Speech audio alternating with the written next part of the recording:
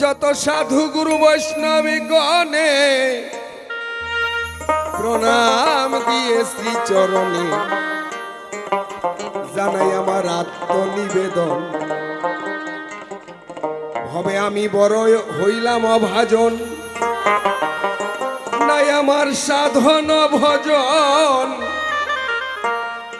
জানি ভক্তের হলে দয়া পাই যদি পদ ছায়া, জানি ভক্তের হলে দয়া পাই যদি পদ ছায়া। ভয় আমার থাকবে না কখন,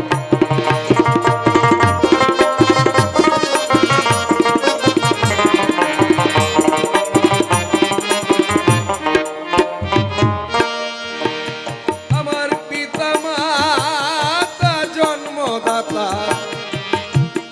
যাদের ভজন করা কঠিন কথা, চরণেতে ঠেকাই মাথা ভার শুধিতে নাই ক্ষমতা। যাদের গুণে এমন মানব জীবন, এবার দীক্ষায় আরো শিক্ষা গুরু মনোবাঞ্ছা কল্প তরু নিদর্শনে দিলাম গো আসন।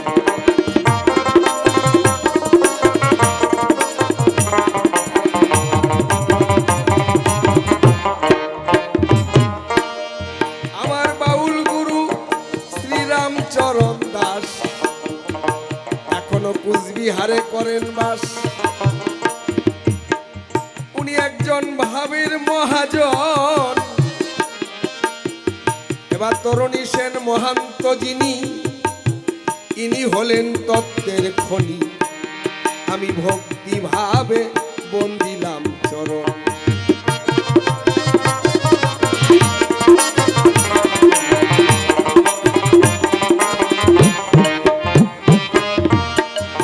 এখন আমি অভিনয়ে হইলাম এখন, আমার বলভদ্র নাম। আমার বিপক্ষে গৌর হরি চরণে রহিল প্রণাম। কৃষ্ণ নামে কৃষ্ণ নামে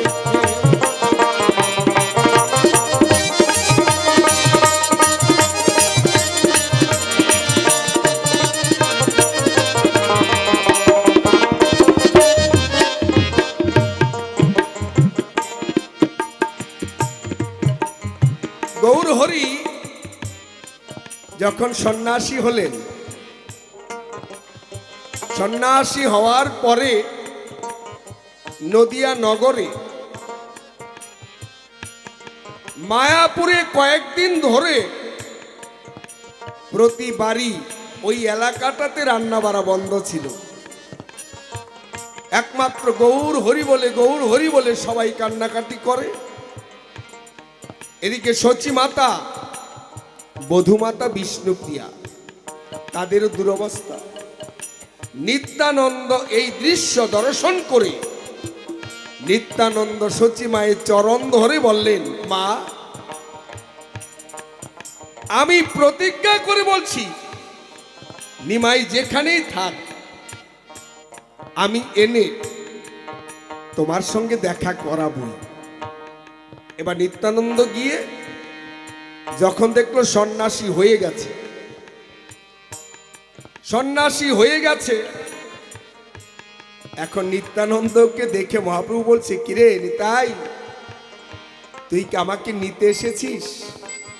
নিত্যানন্দ একটু ছলনার আশ্রয় দিল, বলছে না না, আমি তোমাকে নিতে আসি নাই, কিন্তু মাকে কথা দিয়ে গেছে যে কোনো ভাবে আমি নিমাইকে ফিরাই আনবো, তোমার সঙ্গে দেখা করাবো।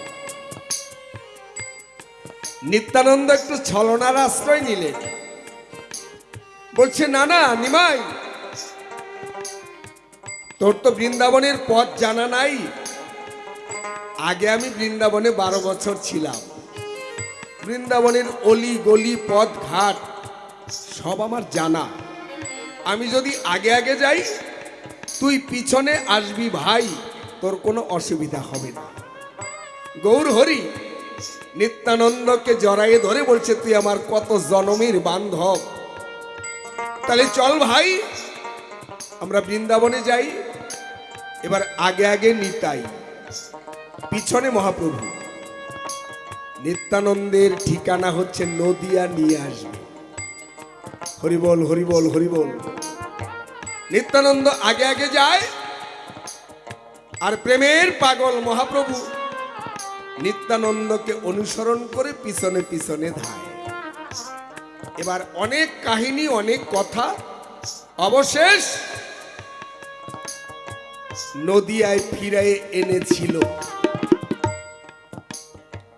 নিত্যানন্দকে তখন বলল, কেন ভাই তুই আমাকে ফিরে আনলি কেন? নিত্যানন্দ বলছে, নিমাই বধূ মাতা বিষ্ণুপ্রিয়া আর সচী মাতা, এদের জীবনে বাঁচার আশা নাই। আমার কথা নিবি, আমার যত অপরাধ আমাকে শাস্তি দিবি, তবু তুই একবার সচী মায়ের সঙ্গে দেখা করে যাবি। গৌরহরি বলছে, সন্ন্যাসীদের তো ওই বাড়িতে যাওয়াটা মানা। আচ্ছা যা, তবু আমি কথা দিলাম, আমি অদ্বৈত ভবনে রইলাম, মাকে নিয়ে আয়। নদিয়ার যারা যারা আসতে চায় সবাইকে খবর দে, আমি এখানে সবার সঙ্গে দেখা করব, আর মা যা বলবে আমি সেটাই পালন করব। মা যদি বলে কৌপিন খুলে ঘরে চল, আমি তাই করব। মা যদি বলে সন্ন্যাসী গিয়েছিস তাই যা, আমি তাই যাব। আজকে আমি মায়ের কথা পালন করব। কিন্তু পরবর্তীতে সচিমা এসেছিল, দেখা করলো, সচিমা নিজেই অনুমতিও দিল। সচিমা বলছে, নিমাই জগতের মঙ্গলের জন্য তুই যে মহান কর্ম করেছিস, আমি সামান্য মা হয়ে আমি কি তোকে এই মহান কাজে বাধা দিতে পারি? না না, তুই জগতের মঙ্গল কর।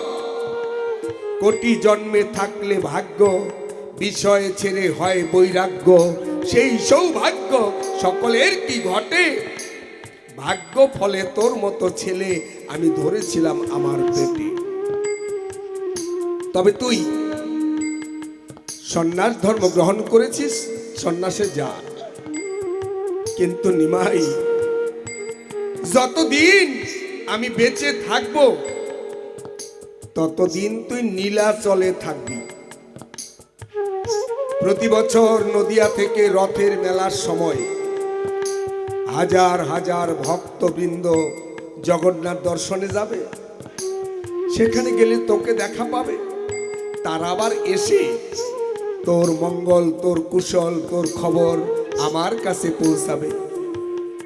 আমার কথা নিবি, তুই নীলাচলে থাকবি। গৌরহরিও কথা দিল, ঠিক আছে আমি নীলাচলেই থাকবো, আমি মায়ের কথা রাখবো। এবার প্রভু যখন আবার ফিরে যায়, ভক্তবৃন্দ অনেকেই চিন্তা করলো, প্রভু ভাবে গড়াগড়ি যায়, কখনো আছাড় খায়, কখনো হুচট খেয়ে পড়ে যায়। প্রভু প্রেমের মাতোয়ারা, নামে পাগল পারা, হরিবোল বলতে বলতে নয়ন ধারা বয়। প্রভুর যে কখন কি হয়, প্রভুর সঙ্গে একটা লোক দেওয়া চাই। প্রভু যদি কখনো কোথাও পড়ে যায়, সে যেন তাকে ধরতে পারে। কিন্তু এমন একটা লোক দিতে হবে যেই লোকটার ভাব নাই। প্রভুর ভাবের সঙ্গে যদি সেও মিশে যায়, তাহলে তো প্রভুকে রক্ষা করা যাবে না। এরকম একটা কঠোর লোক দিতে হবে। সেই লোকটা খুঁজে পেল আমাকে। ভক্তবৃন্দ যারা আমাকে খুঁজে পেল তারা, আমার নাম বলভদ্র, আমাকে নিযুক্ত করলো প্রভুর সনে, যে প্রভু তো কখনো নগরে কখনো বনে কত স্থানে যাবে, তুমি কিন্তু সব সময় প্রভুর সঙ্গে সঙ্গে রবে। প্রভুর যদি কিছু হয় তুমি তাকে ধরবে, তুমি সেবা করবে, তুমি পথ দেখাবে, এভাবে তুমি প্রভুর সঙ্গে সঙ্গী হয়ে সব সময় রবে। আমিও কথা দিলাম, আমি প্রভুর সঙ্গী হলাম। হরিবল হরিবল।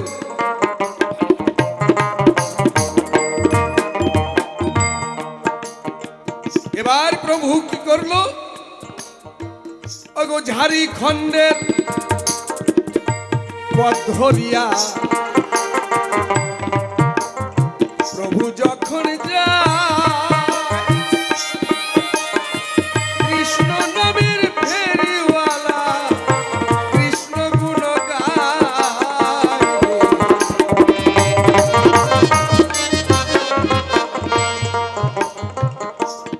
এবার ঝাড়িখণ্ডের পথে কি করলো, ভালো রাস্তা থুয়ে পরিষ্কার রাস্তা বাদ দিয়ে জঙ্গলের মাঝখান দিয়ে যাওয়া শুরু করলো, যে পথে কোনো মানুষজন যায় না। জঙ্গলের মধ্যে হিংস্র জন্তু, বাঘ ভাল্লুক, এদের ভয়, সেখানে মানুষ দিনের বেলা যায় না, আর রাত্র তো দূরের কথা। আর প্রভু আজকে ওই জঙ্গলের মাঝখান দিয়ে রওনা হলো। আমি তো পিছনে, প্রভু আগে আগে, আমি পিছনে যাই। মনে ভাবলাম এই তো বুঝি বিপদে পড়লাম, এখান দিয়ে কোনো লোকজন নাই, এখানে কেন যায়।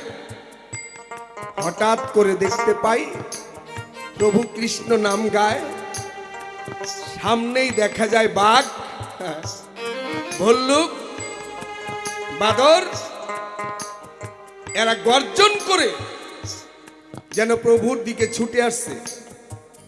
আমি তখন চিন্তা করলাম, নিজে বাঁচলে বাপের নাম, আগে তো নিজের জীবনটা বাঁচাই। আমি তাড়াতাড়ি যখন দেখলাম বাঘ ভাল্লুক এগুলি আসতেছে প্রভুর কাছে, আমি পিছন দিক দিয়ে দৌড় দিয়ে একবারে উঠলাম এক গাছে। আগে নিজে তো বাঁচি, গাছে চড়ে বসে রইলাম। এখন দেখি প্রভু তো পাগল পাড়া মাতোয়ারা, উনি এক মনে জপে কৃষ্ণ নাম। এখন দেখি বাঘ এলো, ভাল্লুক এলো, বনে যত হিংস্র জন্তু এলো, কিন্তু প্রভুকে কেউ আর করলো না আক্রমণ। সবাই যেন নিথর হয়ে প্রভুর কীর্তন করছে শ্রবণ। কেউ আবার প্রভুর সঙ্গে যেন সুরে সুর মিলায়, কেউ যেন প্রভুর সঙ্গে নৃত্য করতে চায়। এই ভাব দেখতে দেখতে আমি ভাবলাম, এ কি, হরিবোল হরিবোল হরিবোল। প্রভুর নাম গাইতে গাইতে কখন চেতন শূন্য হয়ে গেল, মানে চেতন নাই, প্রভু পড়ে গেল। হিংস্র জন্তু সবাই যেন প্রভুকে একটু করে ঘ্রাণ নিয়ে আবার যার যার মতো তারা চলে গেল। আমি এবার গাছ থেকে নেমে প্রভুকে ধরে যখন চেতন করালাম, প্রভু চেতন পেয়ে আবার এবার জঙ্গল ছেড়ে নদীর ধার ধরে তারপর রওনা করলেন। এইবার গিয়ে এক গাছতলায় বসলো। গাছতলায় বসে আমাকে ডাক দিয়ে কয়, বলভদ্র আমার কথা নিবি, যেন জল পিপাসা পেয়েছে, একটু নদী থেকে জল এনে দিবি। ঠিক আছে প্রভু, যাই। আমি যখন জল আনতে যাই, জল নিয়ে ফিরার কালে দেখি আশ্চর্য এক লীলা ওই গাছের তলে। প্রভু গাছতলায় বসে আছে। আপনাদের কাছে বলে রাখি, কোথা থেকে উড়ে এলো দুটি পাখি। প্রভুর দক্ষিণ ঘাড়ে এক পাখি, আর বাম ঘাড়ে মানে দুই স্কন্ধে দুই পাখি বসে রইল। এবার ওই দক্ষিণ কাঁধে যে পাখি, সে যেন কিসির মিসির করে কি কয়, আর প্রভু মাথা নাড়ে, মানে এটা যেন সায় দিচ্ছে না। আবার বাম কাঁধে যে পাখি, এ যদি কিছু কয়, প্রভু তখন যেন তাকে সম্মতি জানায় যে হ্যাঁ তোর কথাটা ঠিক। ডান পাশের পাখি যাই কিছু বলে, প্রভু মাথা এদিকে হেলে দুলে, মানে এটাকে মেনে নেয় না। বাম পাশের পাখিটা যা কিছু কয়, প্রভু এটা মেনে লয়। এই দুই তত্ত্ব পেলাম। একটু পরে পাখিগুলি উড়ে চলে গেল। প্রভু আবার যখন রাস্তা ধরে পুরীর দিকে রওনা হলো। এবার আমিও ওখান থেকে আস্তে আস্তে যাই। এবার পুরী পর্যন্ত পৌঁছাই, ঠাকুর জগন্নাথকে দর্শন করে প্রসাদ গ্রহণ করে তারপর যখন বিশ্রামে রাত্রিকালে প্রভুর পাশে বসি, তখন আমি কয়েকটা কথা জিজ্ঞাসা। তাহলে ঘটনাটা আপনাদের জানা হয়ে গেল। প্রভু ঝাড়িখণ্ডের পথে জঙ্গল দিয়ে চলল। আচ্ছা, কোন এটা কি নামের শক্তি, না তোমার শক্তি, না কোন ভক্তি, না কোন সাধনার দ্বারায় বনের পশুরা পর্যন্ত তোমার কাছে পোষ মেনে যায়? যারা হিংস্র জন্তু, নারী নর পেলেই তারা আক্রমণ করে ধরে খায়, আর তোমাকে এসে দেখে তোমার ঘ্রাণ নিয়ে কেউ তোমাকে প্রণাম করে, আবার তারা কেউ নৃত্য করতে চায়, জানি না কিভাবে তারা সুরে সুর মিলায়, তারপর আবার স্ব স্থানে তারা চলে যায়। এর কারণটা কি? এটা কি নামের শক্তি, না তোমার শক্তি? কোন শক্তিতে বনের পশুকে বশ করা যায়? এক নাম্বার নিবেদন রইল আমার ঠাকুরের পায়। মহাপ্রভুর কাছে এক নাম্বার জিজ্ঞাসা হয়ে গেছে, বনের পশুকে কোন শক্তির দ্বারায়, কোন সাধনার দ্বারায়, কোন ভক্তির দ্বারায়, কোন নামের দ্বারায়, কোন ভাবের দ্বারায় তাদেরকে বশ করা যায়? একটা প্রশ্ন হইল। এবার দুই নাম্বার জিজ্ঞাসায় যাই। যখন গাছতলায় বসলেন গোসাই, তোমার দক্ষিণ স্কন্ধে ওই পাখিটা কি কয়, আর তুমি সম্মতি দাও না, মাথা নাড়াইয়ে অস্বীকার করো। আবার বাম পাশের পাখিটা কি কয়, তুমি তখন সম্মতি দাও, মনে হয় সব ঠিক হয়। এই পাখির তত্ত্ব আমার নাই জানা, দুই পাখি কি করলো আলোচনা, আর তুমি কেন একটা অস্বীকার করলে আরেকটাকে সম্মতি দিলে, এইটাও আমি জানতে চাই। এই দুই প্রশ্ন হইল, আরেক জায়গায় যাব, আরেকটা প্রশ্ন করে তারপর আমার প্রভুকে দাঁড় করাবো। এবার জগন্নাথপুরীতে চলে গেলাম। সেখানে যাওয়ার পরে দেখলাম সেই দিন ছিল একাদশী জগন্নাথপুরীতে। সেই দিন একাদশী। একাদশীর দিনে জগন্নাথপুরীতে গেলাম প্রভুর সঙ্গে। প্রভু যখন নদিয়ায় ছিল, ভক্তবৃন্দর সঙ্গে যখন অন্যান্য জায়গায় ভ্রমণ করলো, তখন কিন্তু একাদশী পালন করে। কিন্তু জগন্নাথপুরীতে যাওয়ার পরে দেখলাম সেখানে একাদশী নাই। একাদশীর দিনেও প্রসাদ খাচ্ছে সবাই। প্রসাদ কি? রুটিও নয়, মাসকলাই ডাল আর আউশ ধানের চাল। আউশ ধানের চাল আর মাসকলাই ডাল, এটা জগন্নাথের ভোগ। প্রভু প্রসাদ নিল, ভক্তবৃন্দ প্রসাদ নিল, আমাকেও দিল। আমি এখন পড়ছি বেকায়দায়। প্রভু যদি প্রসাদ খায়, আমার কি না খাওয়ার আছে উপায়?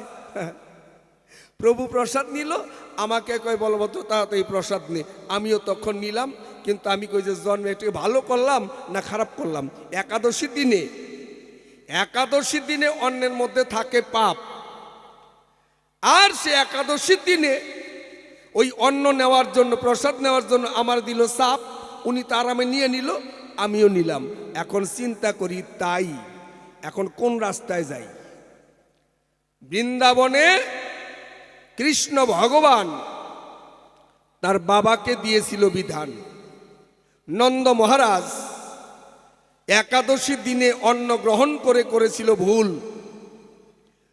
তারপরে দিকে তো যখন জানতে পারলো, নন্দ রাজা চিন্তায় হয়ে গেছে আকুল। কৃষ্ণ কানাই ডাক দিয়ে বলে, বাবা, একাদশীর দিনে তুমি অন্ন গ্রহণ করেছো, হে বাপ, হয়েছে তোমার মহাপাপ। এখন নন্দ রাজা কয়, কেমন করে পাই মাপ? কয়েক কাজ করো, বমি করে ফেলে দিয়ে গঙ্গার জল দিয়ে মুখ ধুয়ে তারপর হরিগুণ গান গাও, তবে যদি মুক্তি পাও। এবার নন্দ মহারাজ যখন বমি করতে গেল, এই যে পৃথিবী মা মাটি কথাটা খাঁটি, বসুমতী মা তখন নন্দরাজাকে বলল, নন্দরাজা তোমায় করি মানা, এই একাদশীতে পাপের অন্ন, মাটিতে তুমি বমি করো না। আমি সব পাপ সইতে পারি, কিন্তু একাদশীতে পাপের অন্ন এটা সবচাইতে ভারী, এইটা আমি গ্রহণ করতে পারবো না। নন্দরাজা এবার চলে গেল নদীতে, মানে নদীর জলে বমি করতে। গঙ্গা দেবী ডাক দিয়ে কয়, হে নন্দ মহাশয়, তোমারে করি মানা, গঙ্গার জলে তুমি বমি করো না। আমি পতিত পাবনী গঙ্গা, সকলের পাপ করি গ্রহণ, কিন্তু একাদশীতে অন্যের মধ্যে যে পাপ, এইটা সবচাইতে ভারী, এইটা আমি গ্রহণ করতে নাহি পারি। নন্দ ঠেকলো দায়, কয় তাহলে আমার মরণ ছাড়া নাই উপায়। হে বাবা কানাই, এখন দেখি মরণ ছাড়া আমার কোনো উপায় নাই। কৃষ্ণ তখন ডাক দিয়ে বলেছিল, হে জগৎবাসী, তোমাদের কাছে আমি একটা প্রত্যাশী, কি আমার বাবার পাপের অন্ন যদি কেউ করো গ্রহণ, তোমরা গ্রহণ করো, তোমরা যা বর চাবে সেইটাই আমার কাছে পাবে, কিন্তু কেউ গ্রহণ করতে স্বীকার হইল না। অবশেষ গ্রহণ করলো একজন, মকর মাস। মকর মাস বলছে আমি গ্রহণ করব। মকর মাস হা করলো, মকর মাসের মুখে নন্দরাজা বমন করলো। তারপরে নন্দরাজা মুক্তি পেল। কৃষ্ণ ভগবান মকর মাসকে আশীর্বাদ দিল, বর দিল, তুমি কি চাও? বলছে, হে কৃষ্ণ কানাই, আমি তোমার বাঁশির মধ্যে যেন পাই ঠাই। নিত্য নিত্য তুমি বাঁশি বাজাবে, আমি তোমার মুখামৃত পাবো, আমি মকর মৎস্য জনম থেকে ধন্য হয়ে যাব। তাই তো কৃষ্ণের বাঁশরিতে মকর মাস দেখতে পাই। তাহলে একাদশীতে পাপের অন্ন কৃষ্ণের বাবাই পর্যন্ত রেহাই পায় নাই। আমি আমার চৈতন্য মহাপ্রভুর কাছে এই তত্ত্ব জানতে চাই। তাহলে তুমি চৈতন্য একাদশীতে কেন জগন্নাথপুরীতে তুমি গ্রহণ করলে অন্ন? তাহলে ব্যাপারটা কিন্তু আমি বুঝলাম না।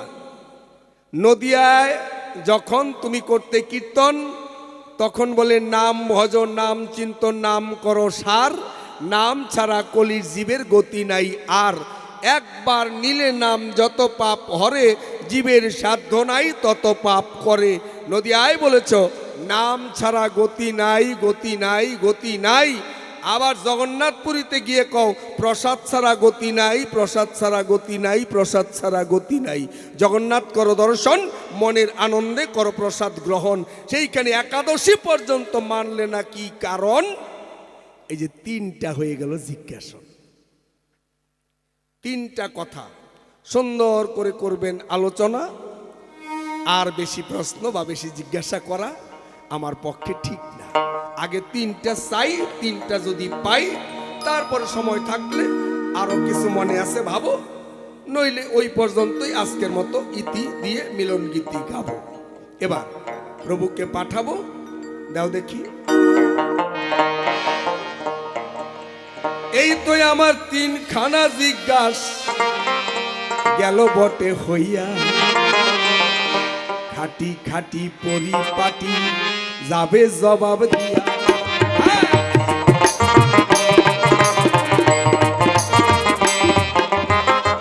কোন শক্তিতে বনের পশু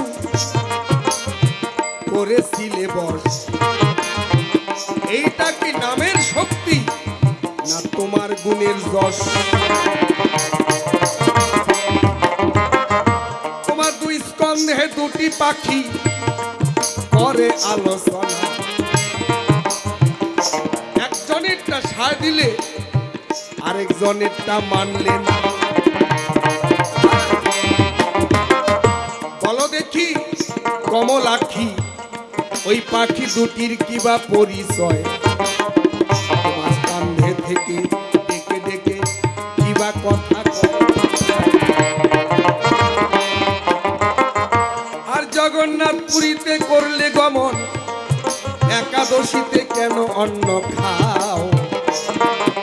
আর নদিয়ার গিয়ে নাম শ্রেষ্ঠ হরিগুণ গানি গাও।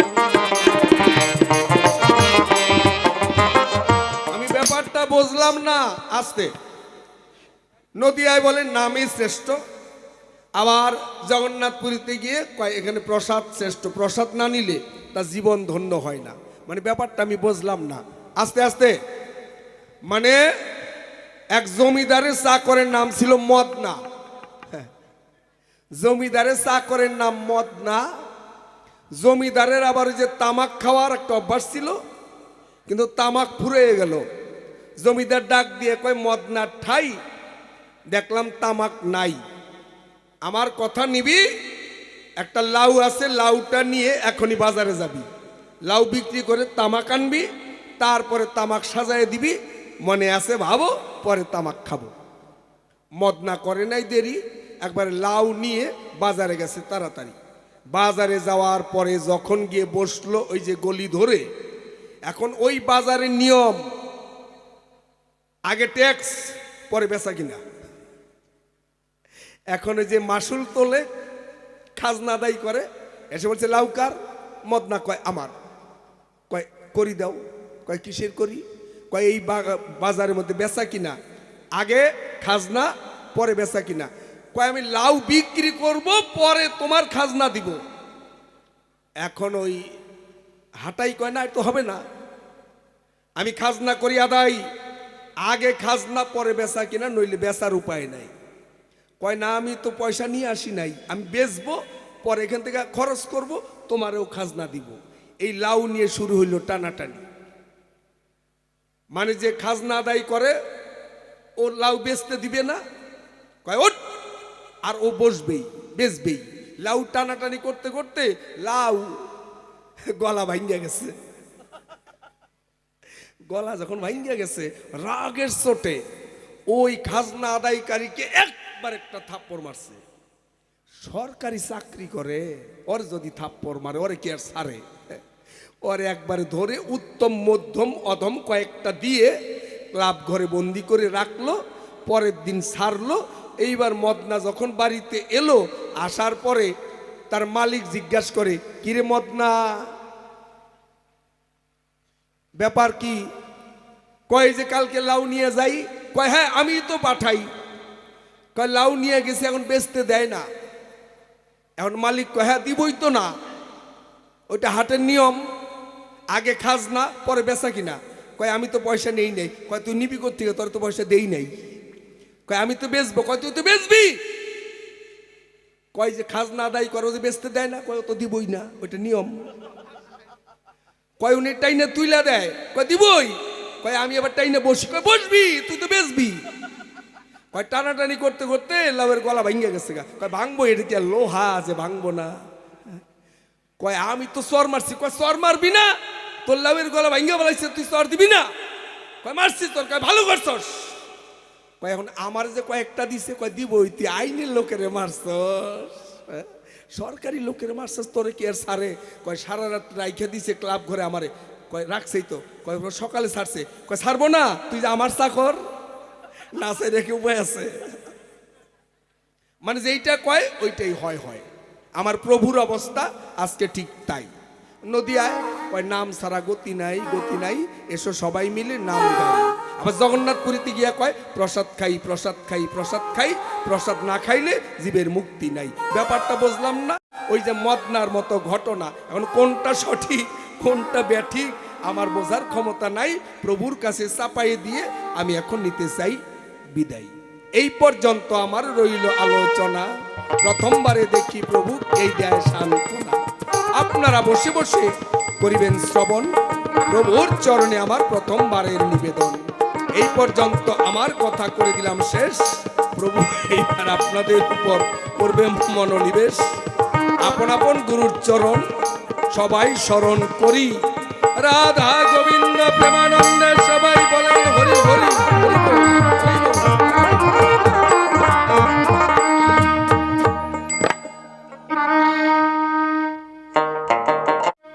আজকে আমার বিপক্ষে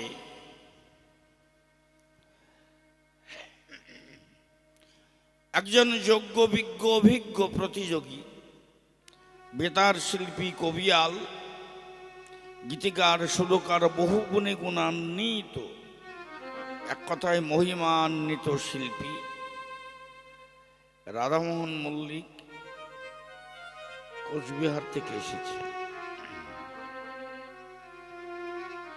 কমিটি আমাদেরকে সম্মানে ভূষিত করার সময় বলেছে যে এই দুইজনকে এক মঞ্চে পেতেই চাই। মানে পেতে চাওয়ার মধ্যে দিয়ে আমার ইচ্ছা ছিল অনেকই বেশি আছেন যারা মেসো মাসি, আমি যেন আপনাদেরকে প্রণাম করতে আসি। দুটো মিলে আজকে সভাস্থলে একটা মিলন হলো, কিন্তু পালাটা অত্যন্ত জটিল। বলভদ্র এবং শ্রী গৌরাঙ্গ মহাপ্রভু, গোটা চৈতন্য চরিতামৃত নিয়ে আলোচনা হবে। প্রশ্নকারী বলভদ্র, জবাব দেবেন মহাপ্রভু। প্রশ্ন তিনটে কে শুনলেন তো?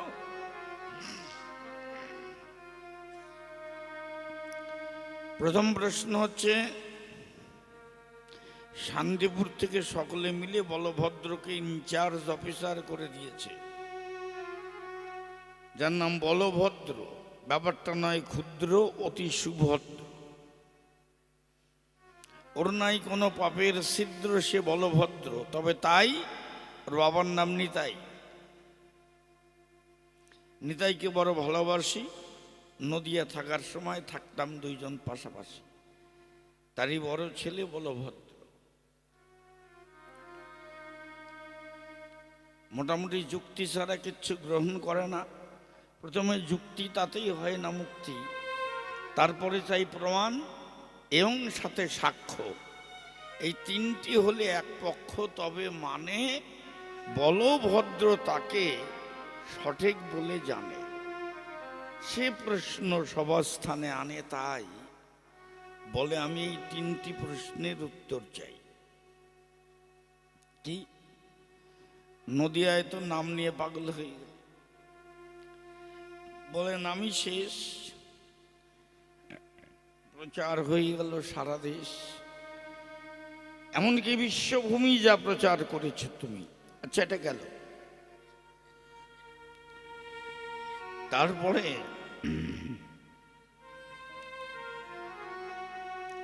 তুমি ঝাড়খণ্ডের পথে, মানে বর্তমান যাকে ঝাড়খণ্ড বলে, এটার পুরনো নাম হচ্ছে ঝাড়খণ্ড। খুলে বলি বিজ্ঞ শ্রোতার কাছে, ভক্তের কাছে, এই কথাটা পরিষ্কার ভাবে চরিতামৃতে লেখা আছে। ঝাড়খণ্ড।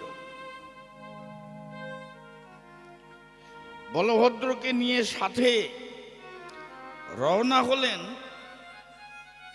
বাংলার দক্ষিণ পথে। গঙ্গা নদী পার হলেন যে ঘাট দিয়ে, সেটা মালদার বৈষ্ণবনগর। নদী পার পর্যন্ত সব বৈষ্ণবেশে সমাবেশ হয়ে রাত্রি যাপন করেছিল।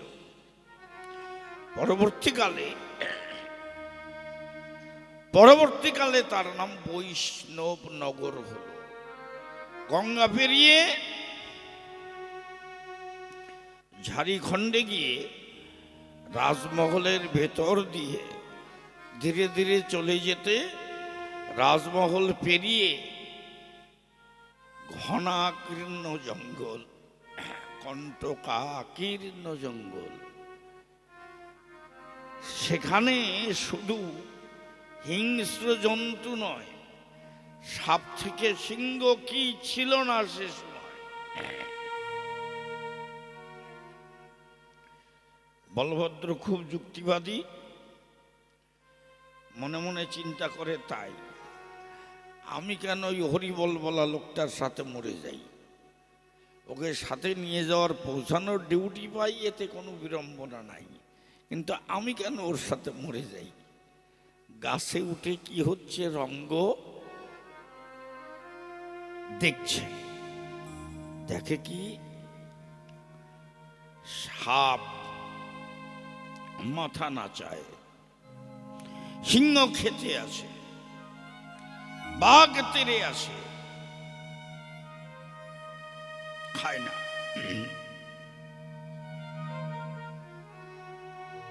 কেন কেন খায় না?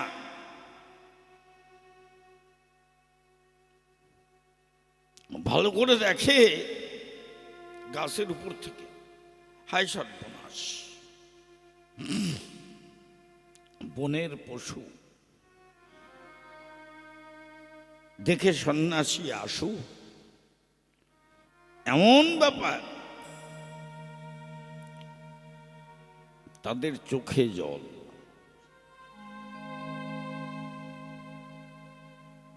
চতুষ্পদ জন্তু, সেই জন্তুগুলো সম্মুখের দুটো পা তুলে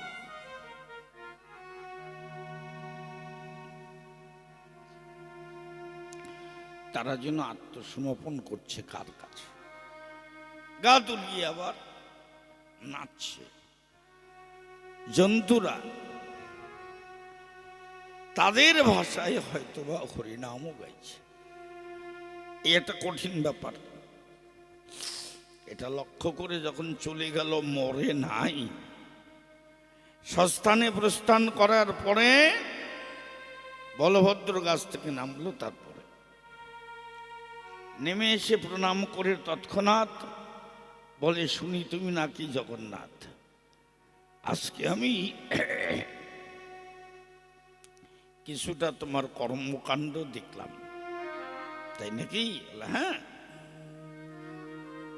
তা এখন যদি গল্প করি, সেটা তো বনের মধ্যেই বসে গল্প করতে হবে। চিন্তা করে অন্তরে, আবার কখন সে বাঘ সিংহ ধরে। তার চেয়ে এখন আর এসব আলাপ প্রলাপ করার দরকার নাই, আরো একটু এগিয়ে যাই। সেইখানে যখন বিশ্রামের জায়গা পাবো,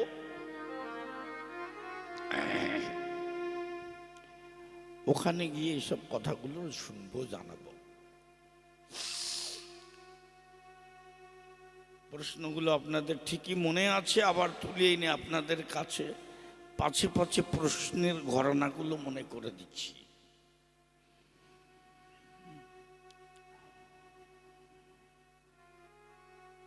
এবার প্রভু ছলনা করে দেখলেন সম্মুখে আমার জন্য অপেক্ষায়, কি বলি আপনাদের কাছে, একটা গাছের উপরে দুটো পক্ষী এবং পক্ষিণী, তারা স্বামী স্ত্রী দুইজন অপেক্ষা করে আছে। তা বলভদ্র ঐহিক আন্তরিক না হলে, অন্তরঙ্গ সঙ্গ না হলে সব বিষয়টা যুক্তি দিয়ে বোঝা যায় না। অতএব তাই ওকে আমি জল আনতে পাঠাই। বলভদ্র, আমার কথা নাও, আমাকে একটু জল দাও, আমি জল খাব। অনেক দূরে গঙ্গার নীরে একটা ভাণ্ডের মধ্যে কমণ্ডলী ছিল একটা সঙ্গে, সেটা নিয়ে কমণ্ডলুর মধ্যে গঙ্গার নীর ভরে নিয়ে এসে মহাপ্রভুকে দিল। কিন্তু দেওয়ার আগে দেখে কি সর্বনাশ। দূর থেকে দেখতে পায় দুই কাঁধে দুটো পক্ষী বসে যায়। মহাপ্রভু কখনো এই দিকে না করে, একবার কখনো এই দিকে হাঁ করে। মনে মনে চিন্তা করে, কি রঙ্গ, কি ঢঙ্গ, এটা আনন্দ না ব্যঙ্গ, না এটা মহাপ্রভুর সঙ্গ? এই বিষয়টা নিয়ে পরে আলোচনা করা হবে। এটা যখন শেষ হবে, স্থির সিদ্ধান্ত নিল পরে বলভদ্র তার কাছে যাব। ঠিক তাই পাখি যখন উড়ে গেল, কাছে এলো, বলে, মনে রেখো, দুই তিনটে প্রশ্ন আমার মনে কিন্তু হয়ে গেছে, তাই পরে যখন সময় পাবো তোমার কাছে জানতে চাবো, এখন চলো হেঁটে যাই। হলো। এই করতে করতে কয়েকদিন ধরে হেঁটে, কবু বাটে, কবু ঘাটে, কবু হাটে, সাথে সাথে দিবারাতে হেঁটে হেঁটে শ্রীক্ষেত্রে পৌঁছালো। সেই দিন যেদিন পৌঁছালো সেই দিন ছিল একাদশী। ভক্ত মায়েরা এবং শ্রোতা শোনেন বসি।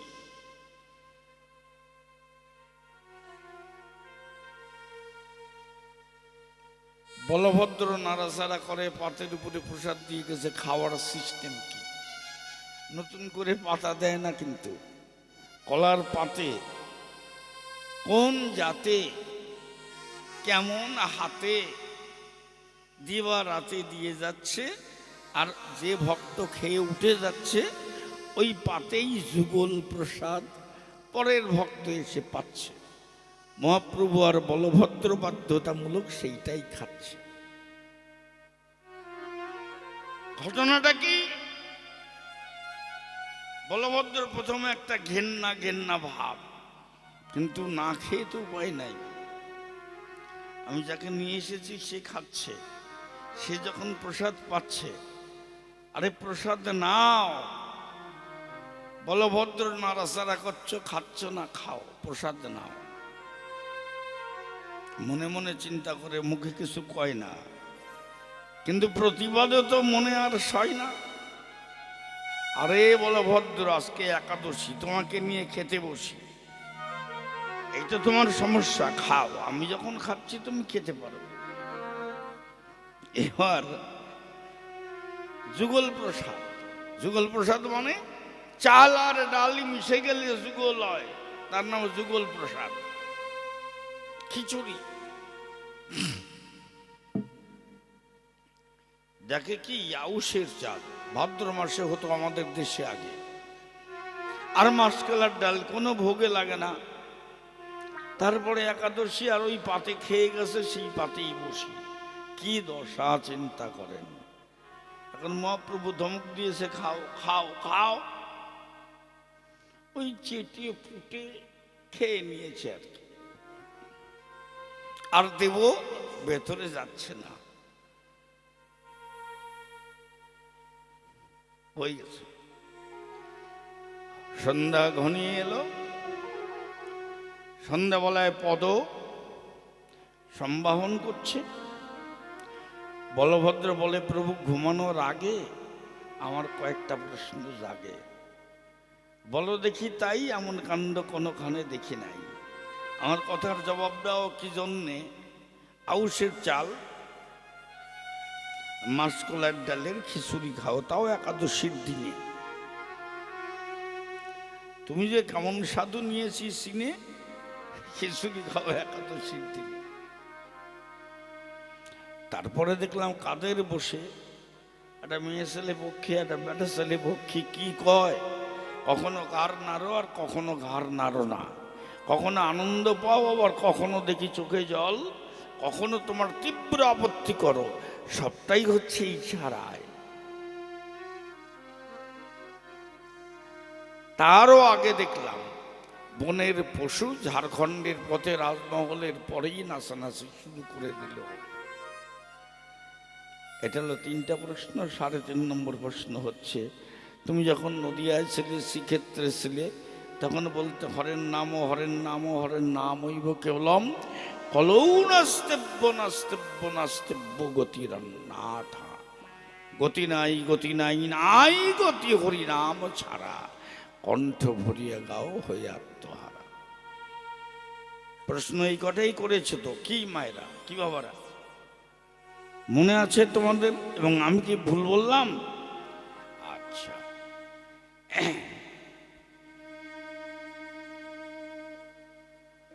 প্রশ্নগুলো যখন মনে আছে, যা পারি বলতে আসি শেষে। যেহেতু মায়ের মন্দিরে গান হচ্ছে, এক লাইন মায়ের বন্দনা করে নেই।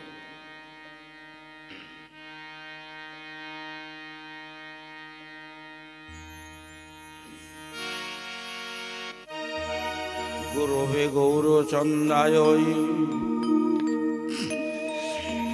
বাজাও।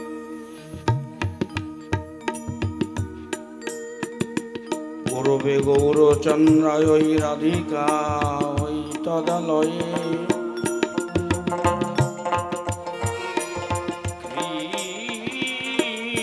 কৃষ্ণ কৃষ্ণ ভগতায় তদ্ভগতায় নমো নমঃ। বাঞ্ছাকল্পতরুভ্যো কৃপা সিন্ধুভ্যৈব চ পতিতানাং পাবনেভ্যো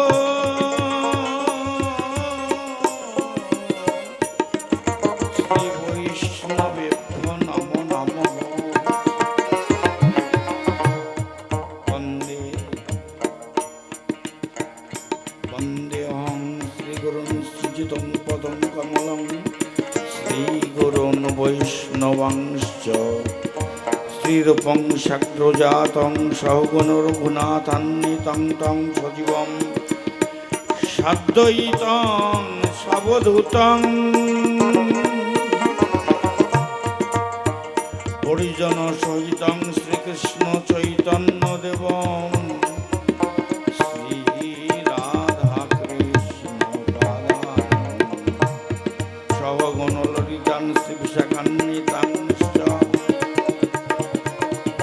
অনর্পিতং সরিং শ্রীরাত করুণাবতীর্ণং খলো সমর্পয়তু উন্নত উজ্জ্বল রসং সভক্তি শ্রেয়ং হরিপুরট সন্ধ্যয় দুটি কদম্ব সন্দীপিত সদা হৃদয় কুন্দরে স্ফুরত শ্রী সচিনন্দনং ওম সর্বায় সর্বশক্তি পরিপূর্ণং পূর্ণব্রহ্ম সনাতনং অত্র অধিষ্ঠনং শ্রী সত্যগুরুবে নমো নমঃ।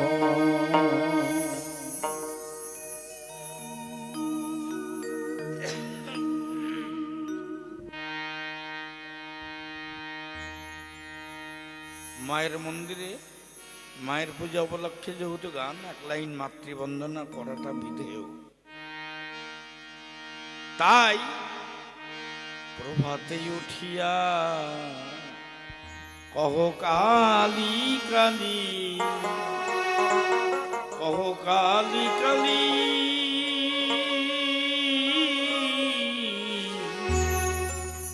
কালী কালী। প্রভাতে উঠিয়া কালী কালী, কালী কালী।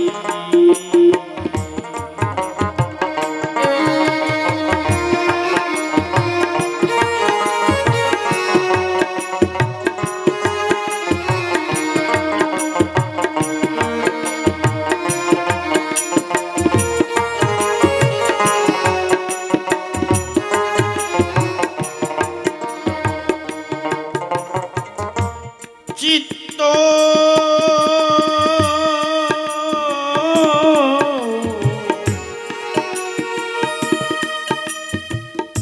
চিত্ত শুদ্ধি করো, মায়ের পুজোর জবা তুলি,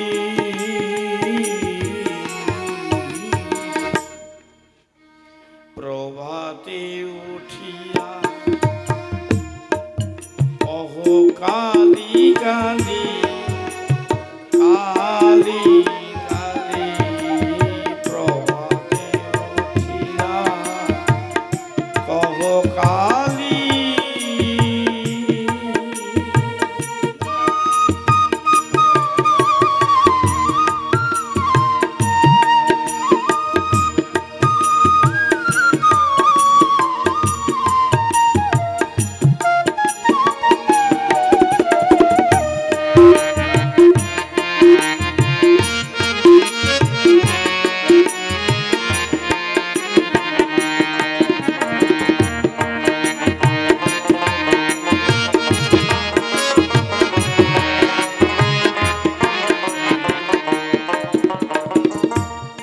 আনন্দে আনতুলি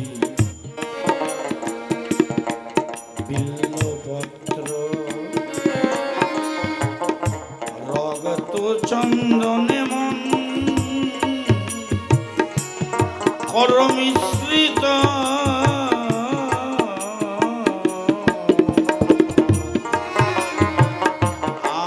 আনন্দে আনন্দে সাথে বিল্লপত্র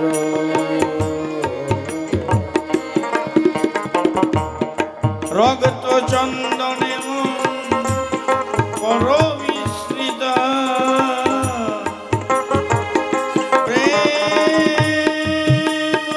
রাগে ভরি দুটি নেত্র মায়ের চরণে দে অঞ্জলি প্রভাতে প্রভাতে উঠিয়া কহ কালী কালী কালী কালী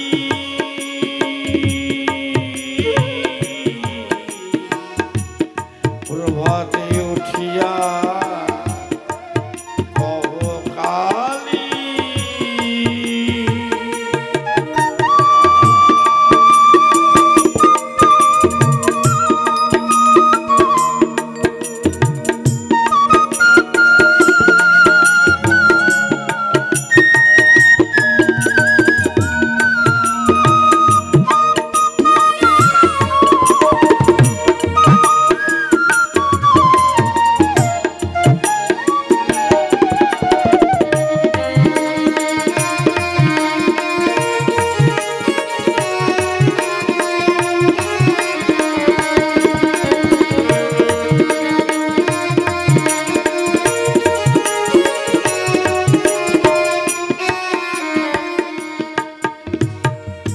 আলস্যতে জিয়া জপ কালী না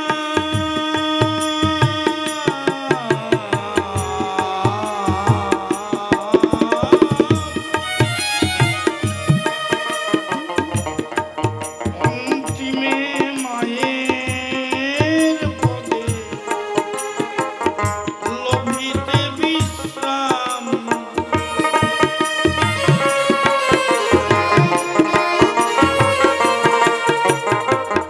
ভবা পাগলা কবে শিবরাম পাগল ভবা কবে শিবরাম নাম অবিদ্যা যাবে দূরে তেরে করতা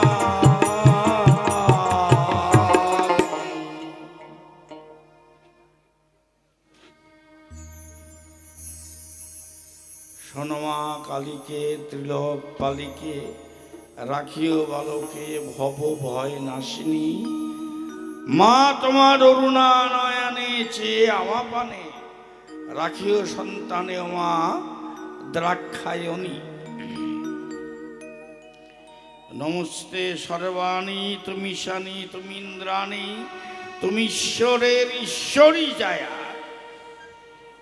তুমি উগ্রচণ্ডা উমে আবার আশুতোষ ধুমে তুমি মাহেশ্বরী মা মহামায়া বিপদে আমার না হয় তোমার মা বিড়ম্বনা করা ছাড় মম প্রতিদয়া করমা অভয়া এই ভব অর্ণবে কর পার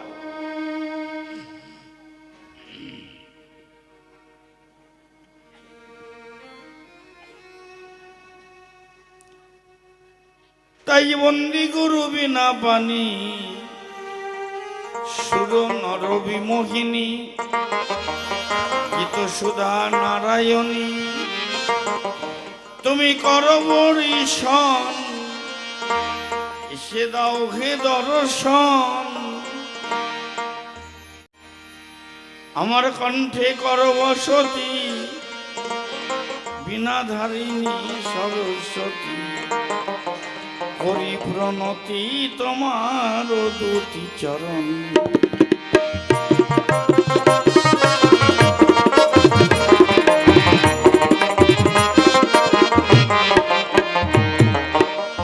প্রণাম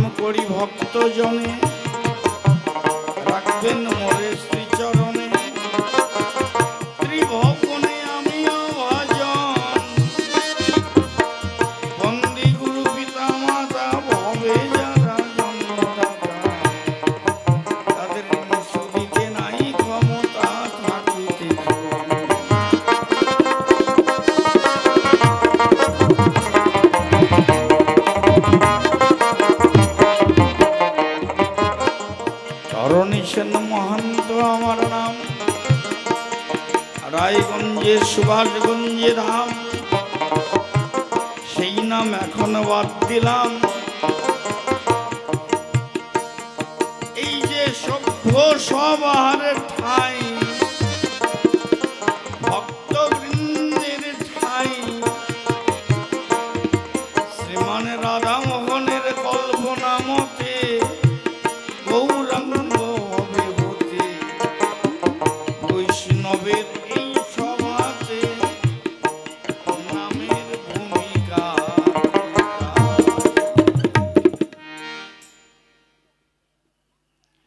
বিছনা পারতেই যদি রাত্রি শেষ হয়ে যায় তাহলে কিন্তু শোয়াটা আর হবে না। কাজেই বাধা সাদা ছেড়ে দিয়ে যেখানে কথা ভূমিকা সেখানে নিয়ে একটু আলোচনা পর্ব শোনেন জ্ঞানী সর্ব, ওই জায়গাতে যাই। কি তুমি বললে আগে করো নাম। হ্যাঁ, আমি কেন নাম করতে বলেছি? যে কোনো নামে, কালী নামে, কৃষ্ণ নামে, পিতার নামে, বাবার নামে, মহাদেবের নামে, যে কোনো নামে আমার হরি যেখানেই থাকুক সে নামে। হরি নামে আত্মারামে দিবা জামে জাগে তাই, এই জন্য আমরা হরি নাম গাই। তুমি প্রশ্ন করেছ আমার কাছে, বলি নাই মনে আছে? নে পাছে পাছে সে কথাটা একবার জানাই। তুমি নদিয়াতের থেকে শ্রীক্ষেত্র পর্যন্ত এই যে নাম করতে বললে, নাম করতে বললে, এ নাম তোমার কোথায় গেল? দেবে তুমি যুক্তি? তখন বলেছিলে নামেই হয় মুক্তি। আর সেক্ষেত্রে এসে থেকে তোমার পাশে দেখলাম এখানে নামের কোনো দরকার নাই। জিনিসটা কি? ও মায়েরা, বাড়ি যাওয়ার সময় হয়ে গেছে, যাও।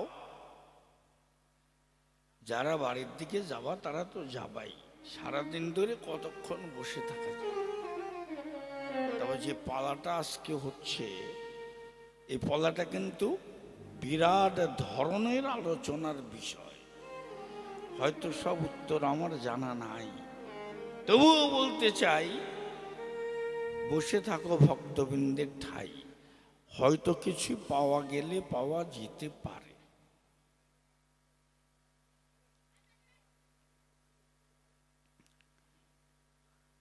আমরা যখন মায়ের কোলে বাচ্চা অবস্থায় থাকি, তখন মায়ের কোলে আমাদের মাথা রাখি, রেখে মা ছাড়া তখন আর কোনো গতি নাই। আবার যখন একটু হাত পা লম্বা পাই তখন থাকি বাবার ঠাই। বাবা নিয়ে স্কুলে যায়, বাবা নিয়ে এটা করে, বাবা নিয়ে স্নান করতে যায়, বাবা নিয়ে নীতি গীতি প্রীতি আদর্শ করে শিক্ষা দান।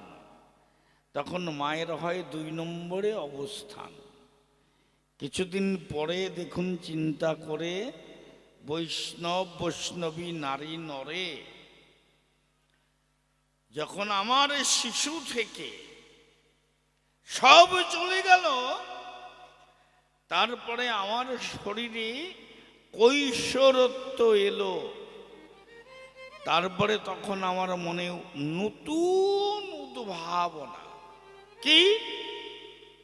স্কুলে যাব, বই পড়বো, এটা করব সেটা করব, নানান রকম কল্পনার আলপনা, সদা করি জল্পনা, বিষয়টা কল্পনা।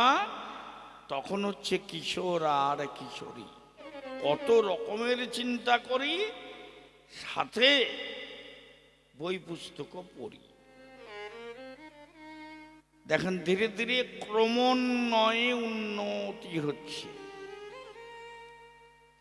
একটা পদক্ষেপ করার পরে যখন আমি আর একটা ক্ষেপ দেই, তাই তখন যে জায়গায় ছিলাম এই জায়গায় কিন্তু আমি আপনি রামা শ্যামা কুলো দামা কেউ আর নাই। একটা পদ যে জায়গায় ছিল তার থেকে আর একটা ক্ষেপ দিয়ে প্রতি পদক্ষেপে আর একটা বিষয় এসে ধরল। সেখান থেকে যখন আমার দেহে হলো উত্তাল যৌবনের তরঙ্গ, তখন নারী কিংবা পুরুষ পেতে চায় বিপরীত লিঙ্গের সঙ্গ। বাহ্য এবং অন্তরঙ্গ ভাবেন দেখি, তাই আমরা তখন পরবর্তী সময়ে বিপরীত লিঙ্গ আপনার করে নিজের বুকে মনের সুখে কাম মুখে পেতে চাই, তাই তো কি বাবা?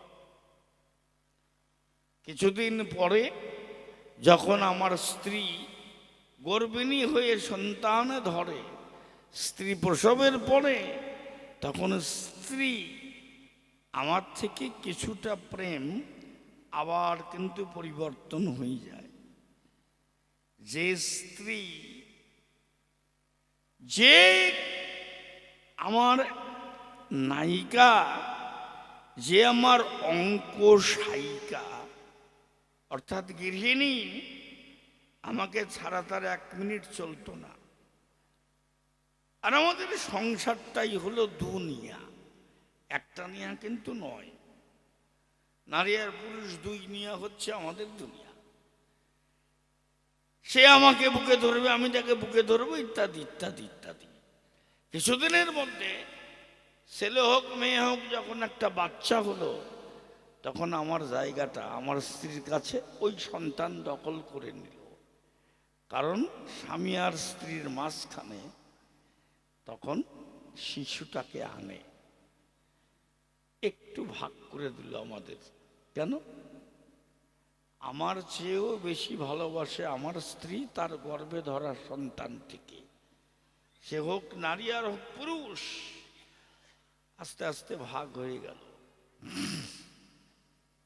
আমার স্ত্রী আমাকে কি ভুলে গেল? না, ভুলে যায় নাই, কিন্তু একটু দূরত্ব, একটু ব্যবধান তৈরি করে দিয়েছে মাত্র।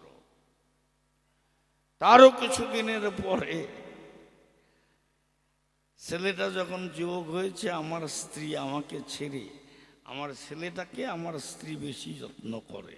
স্ত্রীর তখন মনে পড়ে ছেলে বড় হবে, তখন বইয়ের সাথে আমাকেও লবে নিয়ে আমার পেটে 2টো ভাত, একটা কাপড়, আমি গর্ভিণী, আমার ছেলে নিশ্চয়ই দেবে।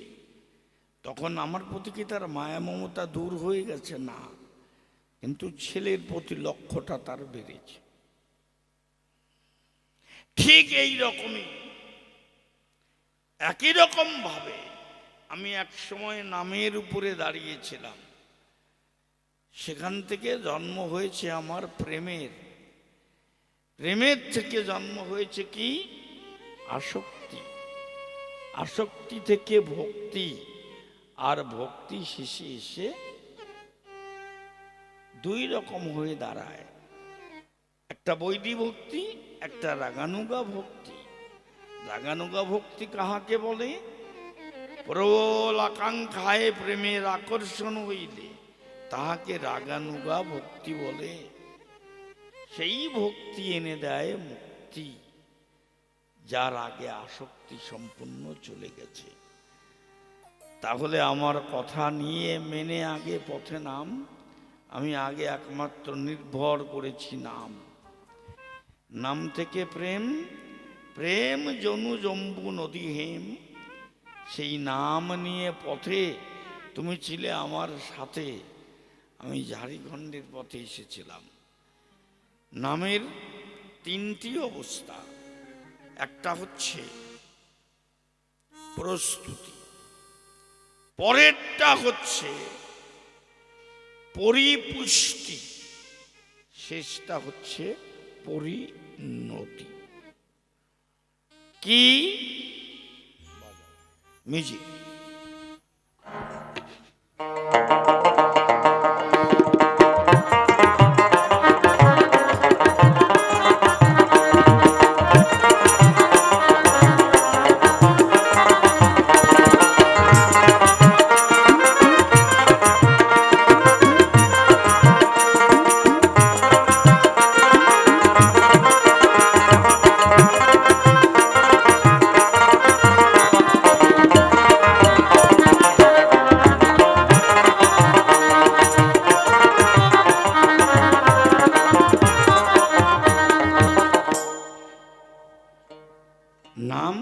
তিন প্রকারে গীত হয়, সে তো বললাম। প্রস্তুতি, পরিপুষ্টি এবং তার পরিণতি। মন প্রাণ দিয়ে শোন। হরি হরি হরি বলে ডাকো রসনা,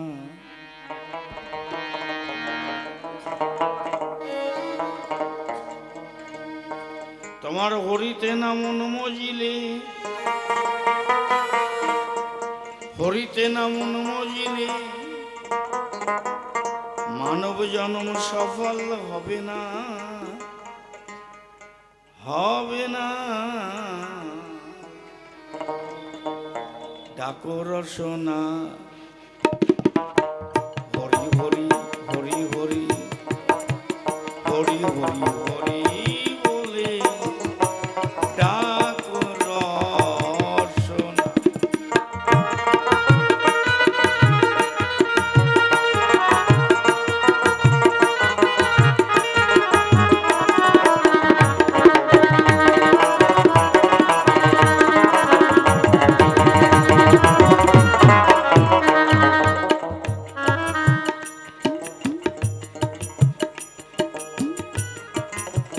কতই করলি পূজা পার্বণ,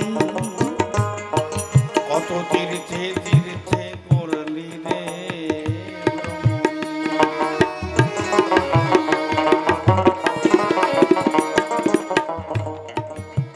কেবল অহংকারে ভরা জীবন,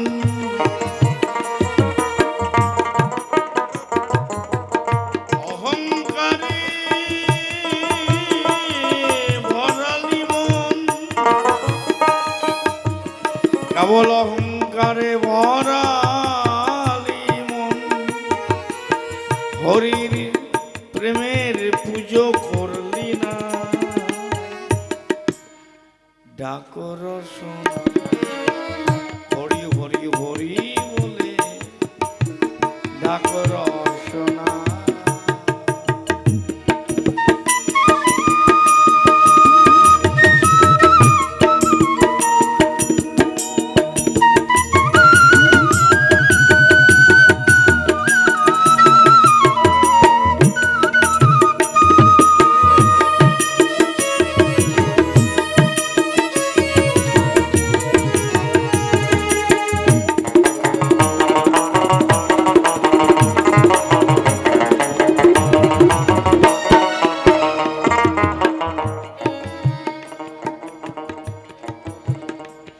তারে হৃদ কমলে,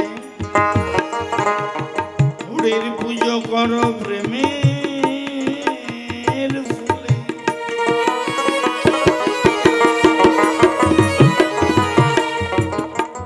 তোমার সাজি ভরা বনের ফুলে, সাজি ভরা বনের ফুলে আমার হরির মনের পুজো হবে না, ডাকো রসনা। হরি হরি হরি বলে ডাকো রসনা, হরি হরি হরি বলে ডাকো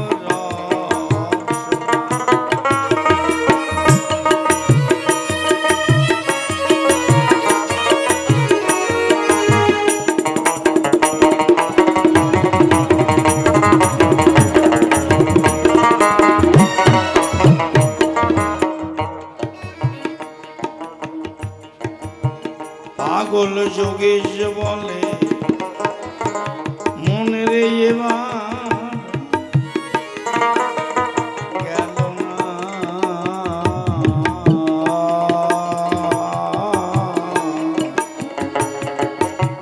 ব্রহ্ম যে তোমার।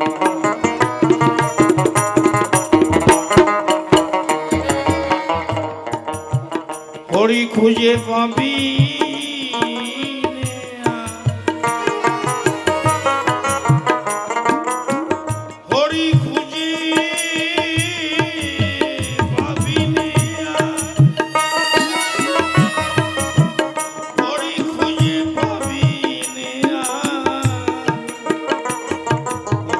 কিশোরী ডাকো রসনা, হরি হরি হরি বলে ডাকো রসনা, হরি হরি হরি বলে ডাকো রসনা।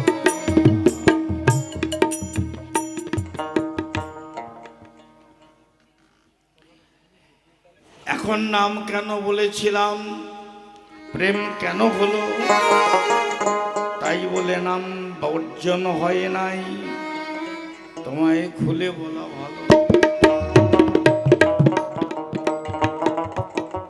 কথা একটু ছোট হবে। ঘটনা কি,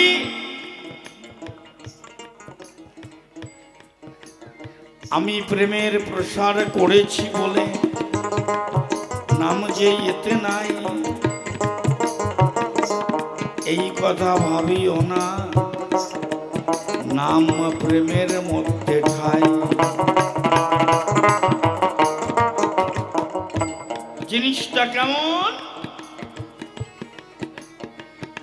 একটা যুক্তি দিটা, সেই যুক্তিটা তোমার কাছে উপস্থাপনা করছি।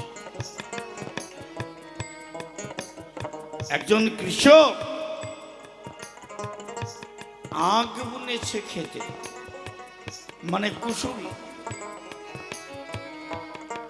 আখের ক্ষেতের মধ্যে কিছু তৃণ হলো, 10-12 হাত লম্বা, দেখো আগ দণ্ড।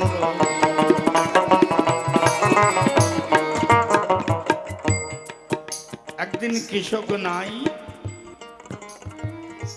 ওই তৃণ ঘাস ডেকে বলে, শোনো ভাই আগদণ্ড, আমি তুমি দুইজন বন্ধু, জানো কেমন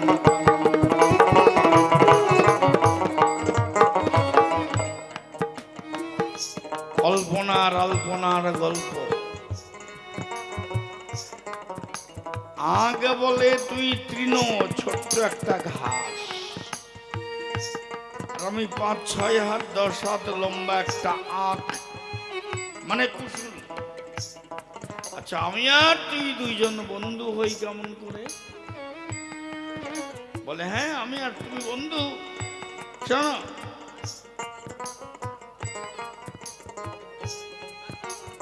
জিনিসটা কি,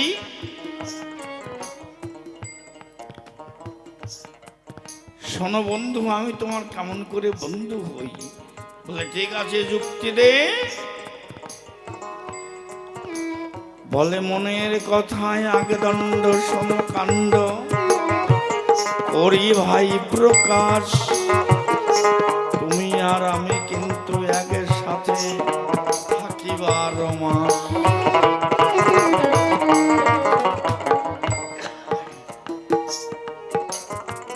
আরে সে তো থাকি, কিন্তু আমি আর তুই বন্ধু কিসে প্রমাণ কর? তুই এতটুকু তৃণ আর আমার 10 হাত লম্বা দেহ জেন। বলে বলছিস না, কোনো সময় না কোনো সময় কৃষি আসি, তার জমিতে বসি, কাটিবে আগদণ্ড, তুমি আমার আগে চলে যাবে বন্ধু, যদিও প্রকাণ্ড। তুমি আমার চেয়ে বড়, কিন্তু ধৈর্য ধরো, তুমি আমার আগে কেটে নিয়ে যাবে। হ্যাঁ, তারপরে বলে আগদণ্ড কেটে নিয়ে তোমায় মেশিনে ফেলেবে, তোমার রস বের করে চিনি করে নেবে। ভালো যুক্তি দিয়েছিস। তারপরে বলো যে আমি ঘাস হয়ে থাকবো জমিতে, থেকেই যাব। তারপরে আমি তোমার কেমনে বন্ধু করি শুরু, আমায় এসে চেটে ফুটে খেয়ে যাবে।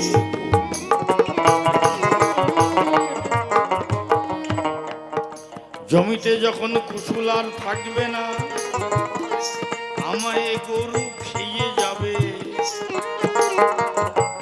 গরুর পেটে গিয়ে তৃণ তখন দুধ জন্ম নেবে।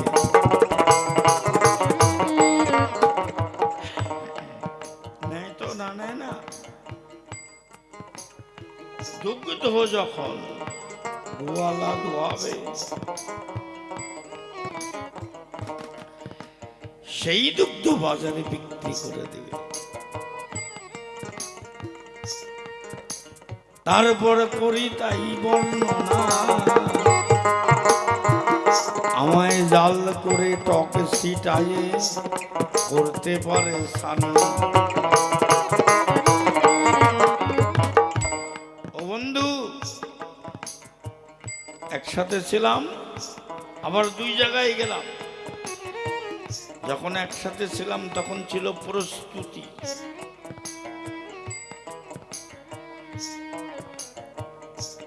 তা তুমি যখন গিয়ে কুসুম থেকে আখ থেকে গুড় কিংবা ছানা হলে, মানে চিনি হলে, আর আমি ঘাস গরুর পেটে গিয়ে দুধ হলাম, গোয়ালা আমায় কি করলো? ছানা তৈরি করলো। হালাই করের কাছে গেল, দুইজন দুই রূপে এলো,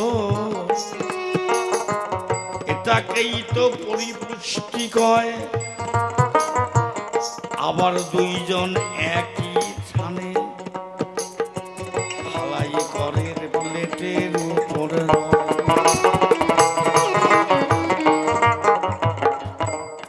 হ্যাঁ, তারপরে বলে দুটো মিশিয়ে রসগোল্লা তৈরি হলো। এইটা হলো পরিণতি। তেমনি নাম অমনি প্রেম হয়ে হয়েছে বসতি।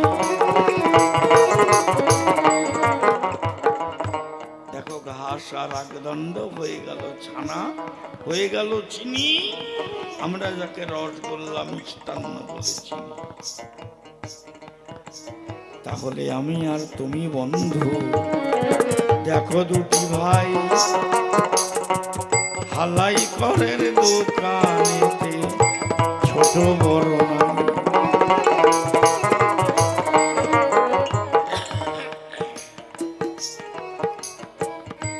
সেই মিষ্টি খাচ্ছে ইষ্টি, হরি গুরুকে করে নিবেদন, আমি তোমার পরমাত্মীয় মন্দির সঙ্গ। বাহ, ভালো দৃষ্টান্ত দিয়েছিলি। বলে জমিতে ছিলাম, প্রস্তুতি। তুমি কুসুল থেকে চিনি, আর আমি ঘাস থেকে ছানা, সেটা হচ্ছে পরিপুষ্টি। আবার দুটো একসঙ্গে মিশে রসগোল্লা তৈরি করে রসে দিয়ে সুখাদ্য তৈরি করলে এটা হলো পরিণতি। অতএব আমি আর তুমি দুই ভাই, ছোট বড় নাই। তেমনি আমি যখন নদিয়ায় ছিলাম তখনই ছিল নাম, তখনই আমি বলেছিলাম নাম নিয়ে পথে নাম। সেই নাম যখন প্রেম হলো, হাঁটি পথে পথে, নাম তখন প্রেমের বন্যা হয়ে নয়ন পথে ভাসে। জয় জয় রাধা গোবিন্দ প্রেমানন্দে হরি বল।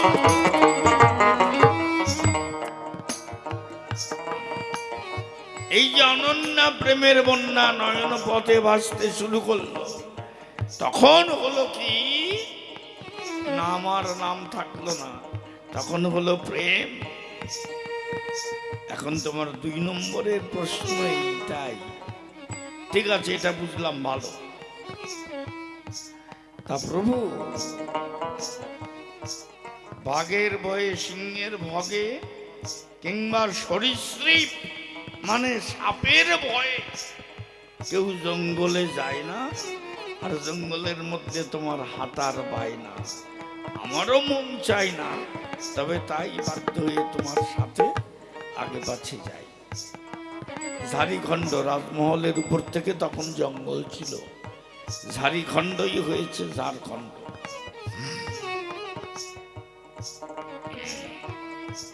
তার সাবধান বেজি হিংস্র প্রাণী কেন হিংসা ভুলে গেল। মহাপ্রভু বলে তবু শোনো বলভদ্র, যদি ওরা হিংস্র জন্তু নহে তো অভদ্র। একটা কথা মনে করো,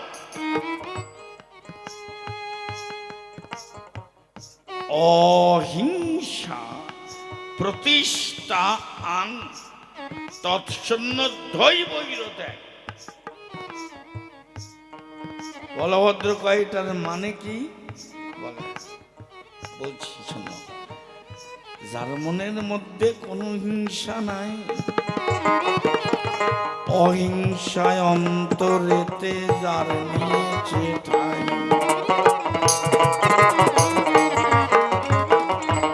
তাকে দেখে হিংস্র প্রাণী হিংসা করবে কেন? আগে তোমার ভালোবাসা ছড়িয়ে দাও যেন।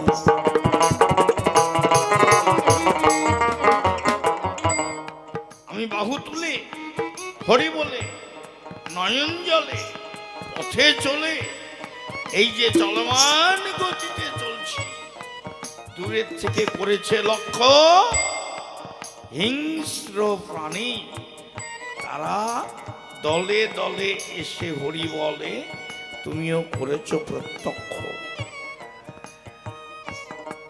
অহিংস ব্যক্তি মানে শোনো তাই আমার মধ্যে কোনো হিংস্রতা নাই, সেইটা অনুমান করে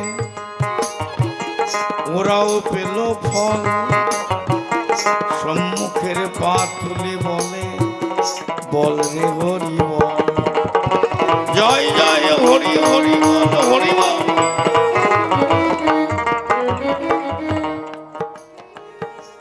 এই তো ওরা উদ্ধার হয়ে গেল। আমি পশু উদ্ধার করতে জঙ্গল দিয়ে ঢুকেছিলাম। বলে ও তাই, এতক্ষণে তোমার কাছে উত্তরটা খুঁজে পাই। তাই তো তুমি সোজা সরল বিপদ মুক্ত পথ থাকতে জঙ্গলে কেন ঢুকেছিলে? বলে নামের গতি, যেটা পরিপুষ্টির প্রস্তুতি। এই যে শব্দ তরঙ্গে আমার সঙ্গে কিংবা দূরে যারা শুনতে পাচ্ছেন কানে, ভক্ত ভক্তামতী মা সকলেই জানে, যতদূর ইথার তরঙ্গে এই শব্দধ্বনি যাচ্ছে গাছে বা যে যেখানে আছে, যে শুনতে পাচ্ছে নামের ধ্বনি, সেই হয়ে যাচ্ছে ধ্বনি। অতএব পুরুষ বা রমণী যখন মধুর পরশ প্রাণে জাগে, তখন চোখে আসে জল। যখন মধুর পরশ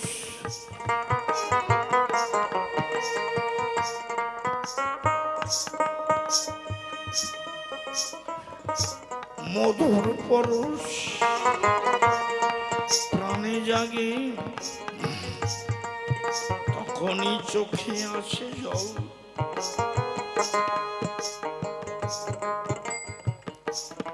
আনন্দে মন পাখি মুখে বলে হরি বল।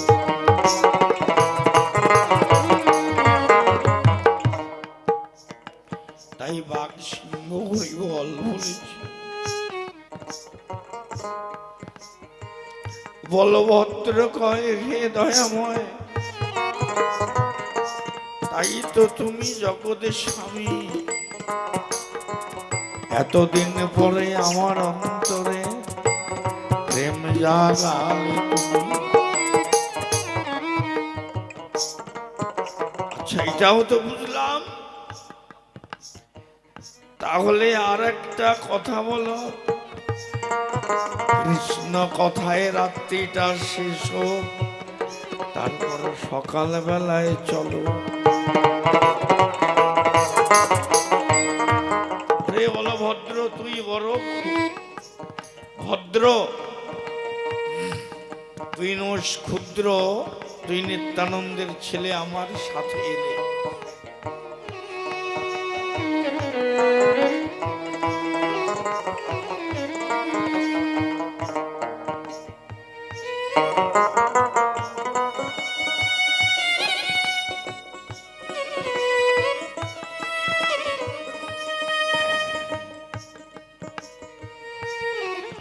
তাহলে তুমি বললে প্রাণ আমার উষ্ঠাগত, আমাকে দাও জল। আমি গেলাম জল আনতে, তুমি লাগলে কানতে। সেইটা আমার জানতে ইচ্ছা হয়েছে, দয়া করে প্রভু একটু বলো নীলোৎপল, দুটো পাখি ওরা কারা? দুই কাঁধে বসেছিল যারা, কারোর বেলায় তুমি হা করো, কারোর বেলায় না করো। যে ডান কাঁধে বসেছিল সে তোমাকে কি বলল? সে যখন বলে তুমি মাথা নেড়ে না সূচক ইঙ্গিত দান করো। আর যে তোমার বাঁ কাঁধে বসেছিল মনে হলো ওটা পক্ষিনী, মেয়ে ছেলে পাখি।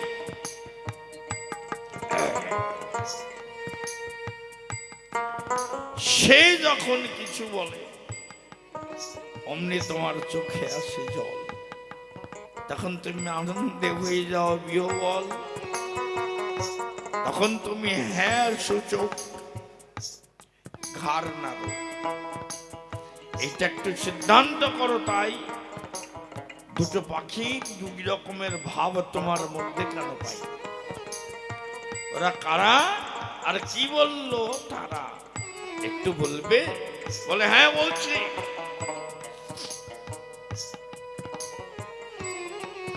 ওরা আমি আর তুমি হেঁটে যাচ্ছিলাম, ওরা বৃন্দাবন থেকে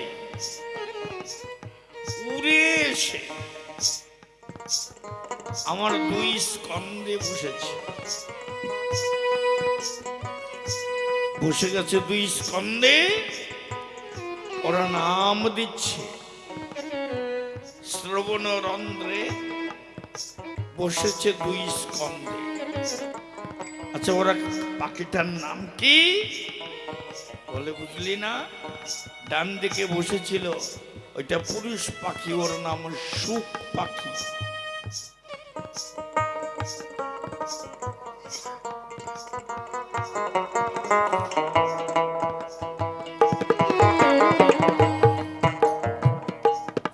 বাঁ দিকে বসেছিল ওটা হলো শাড়ি। আপনারা আর একটু ভালো করে চিনবেন, সুখ আর শাড়ি পাখি কারা? সুখ শাড়ি পুরুষ আর নারী বুঝে নেবেন। তাই এটা আমরা বাংলা অভিধান সুবল মিত্রের বাংলা ডিকশনারিতে পাই। সুখ পাখি মানে কপতি, সুখ পাখি মানে কপট, আর শাড়ি হচ্ছে কপতি। আর একটু পরিষ্কার করে বললে, আপনাদের কাছে প্রায় লোকের বাড়িতেই পাখিটা আছে, কবুতর, যাকে আমরা কবুতর বলি, সেটাই সুখ আর শাড়ি, এটাই কপট আর কপতি। কিন্তু ডান কাঁধে যে বসছিল সুখ পাখি মানে কপট,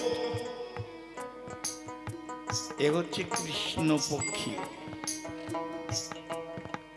আমার বাঁ কাঁধে বসেছিল সে হচ্ছে শাড়ি, সে হচ্ছে কিশোরীর অনুগামী তথা গুণগ্রাহী।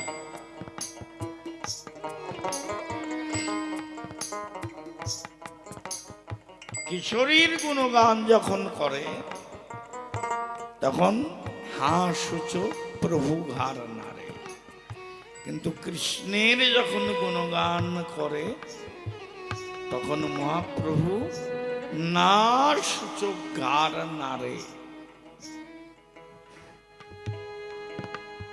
বলি তবু এই দুইজনই মিলে হচ্ছে আমার মহাপ্রভু। কেন?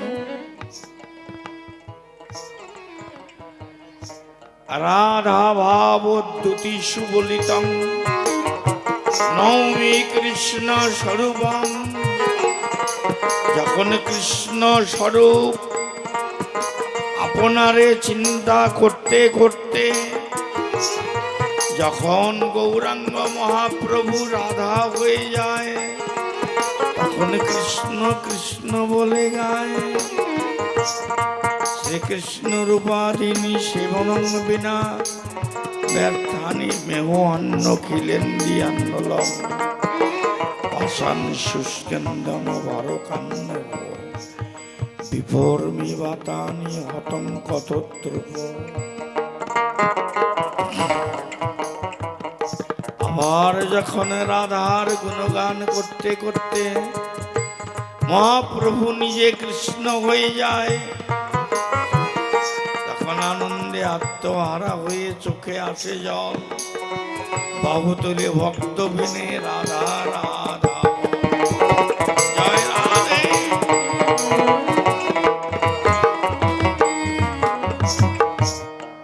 আপনারা সুখসারীর দ্বন্দ্ব শুনেছেন। সুখ বলে আমার কৃষ্ণ গিরিয়ে ধরেছিল,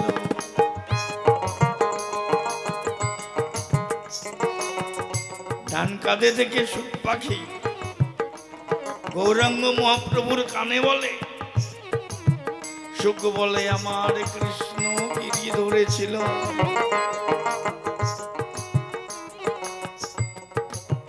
তখন মহাপ্রভু ঘাড় নেড়ে না করে, সঙ্গে সঙ্গে উত্তর দেয় বাম স্কন্ধে বসে থাকা সারি। সুখ বলে আমার কৃষ্ণ গিরি ধরেছিল, সারি বলে আমার রাধা কৃষ্ণে শক্তি সঞ্চারিল। নইলে পারবে কেন, পারবে কেন? মহাপ্রভু তখন আনন্দ ভয় সারি ঠিক কথা বলেছে। কৃষ্ণের গিরি ধারণ শক্তি, নাম থেকে প্রেম, প্রেম থেকে ভক্তি, সেইটা জুগিয়েছে রাধা রানী। না হলে অত বড় গিরি গিরিধারী ধরতে পারে। এই হচ্ছে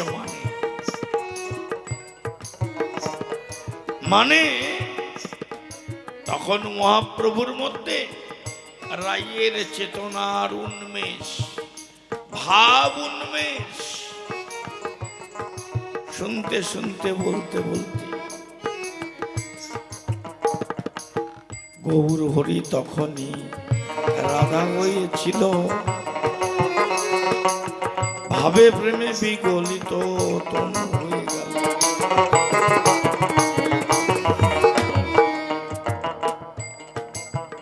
এবার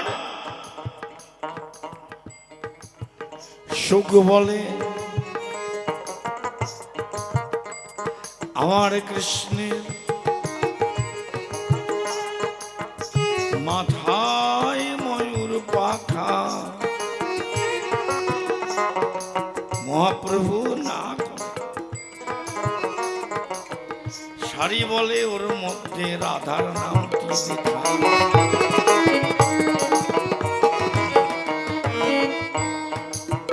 তখন মহাপ্রভু আনন্দ পায়, মাথা ঘাড় নেড়ে হ্যাঁ করে। সুখ বলে আমার কৃষ্ণের ময়ূর পাখা বামে হেলে, মহাপ্রভু হার নারে, মানে রায়ের ভাব, তখন গৌরের রাধা ভাব উৎপন্ন হয়েছে। সুখ বলে আমার কৃষ্ণের পাখা বামে হেলে,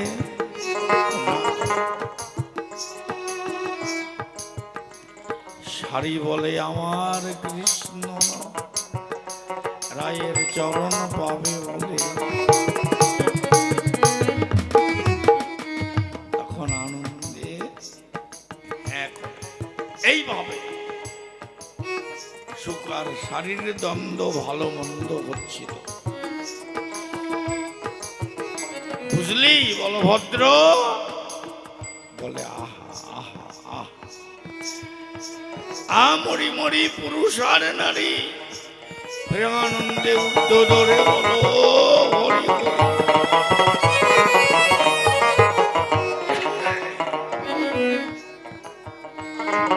বুঝা গেল ব্যাপারটা কি? আচ্ছা, এটাও গেল। তারপরে তুমি যখন সেক্ষেত্রে এলে, একাদশীর দিনে কেন খিচুড়ি খাইলে?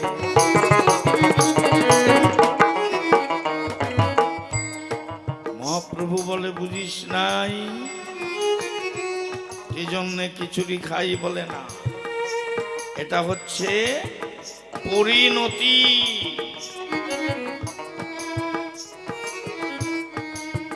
নাম তা দিয়ে প্রেম,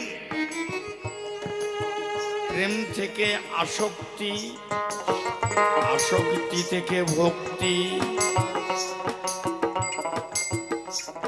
কি খিচুড়ি প্রসাদে ভক্তি, প্রসাদে তরিল ধরা, গিয়ে জগন্নাথে। তাই একাদশীর দিনে প্রসাদ খেলেন জগন্নাথে।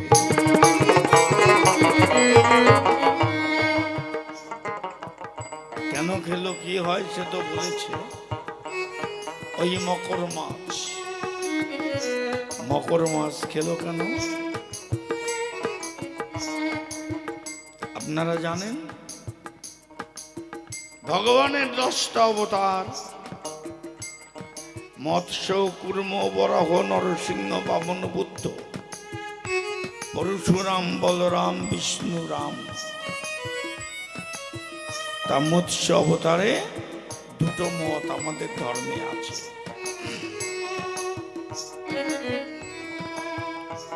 আমাদের 18 পুরাণ, 10টা পুরাণ বলেছে ভগবানের প্রথম অবতার মৎস্য, সেটা 10টা পুরাণ মান্যতা দিয়েছে। কিন্তু সেই মাসের নাম কি? মকর মৎস্য।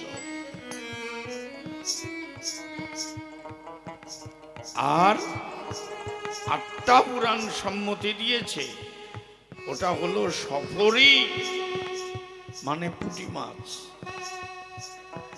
সেই জন্য দুর্গা পূজায় পুঁটি মাছ লাগে, বিয়েতে পুঁটি মাছ লাগে, শুভ কাজে পুঁটি মাছ লাগে।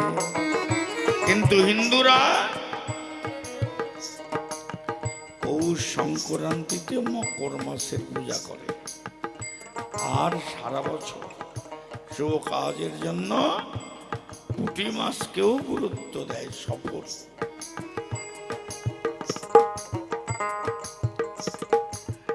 এই জন্য মকর মাছ নন্দের বমি খায়, যায় রে খোদা কৃষ্ণের বদন সুধা অহর নিশি পায়।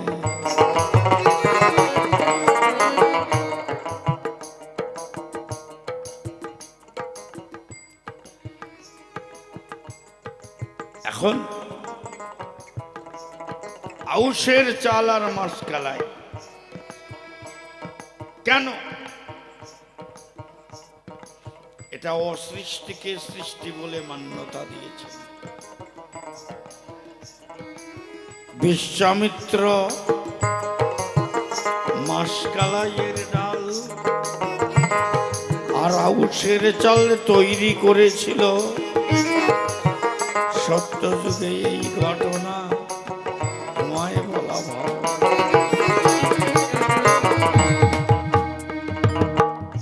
বশিষ্ঠ মুনির সঙ্গে সৃষ্ট আর অসৃষ্ট নিয়ে বিরাট গোলমাল হয়েছিল বিশ্বামিত্র মুনির।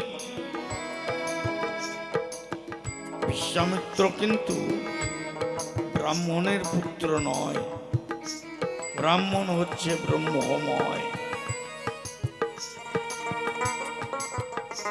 কিন্তু বিশ্বামিত্র ব্রহ্মগোত্র সূত্র পুত্র নয়। কি বলবো আপনাদের কাছে, এটা পুরাণে লেখা আছে।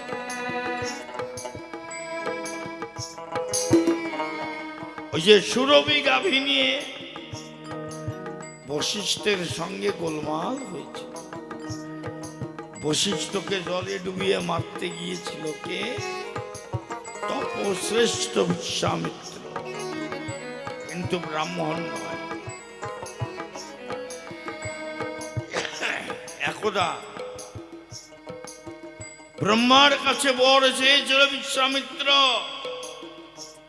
হে চতুরানন ব্রহ্মা, আমার কথা নেও, বশিষ্ঠের মতো আমাকেও ব্রাহ্মণত্ব দাও, আমাকে তোমার চরণে টেনে নাও। বলল হবে না। তাহলে তুমি করো দৃষ্টি, তুমি যা করছো সৃষ্টি তা কিন্তু আমি করতে পারি। পারো? বলে হ্যাঁ।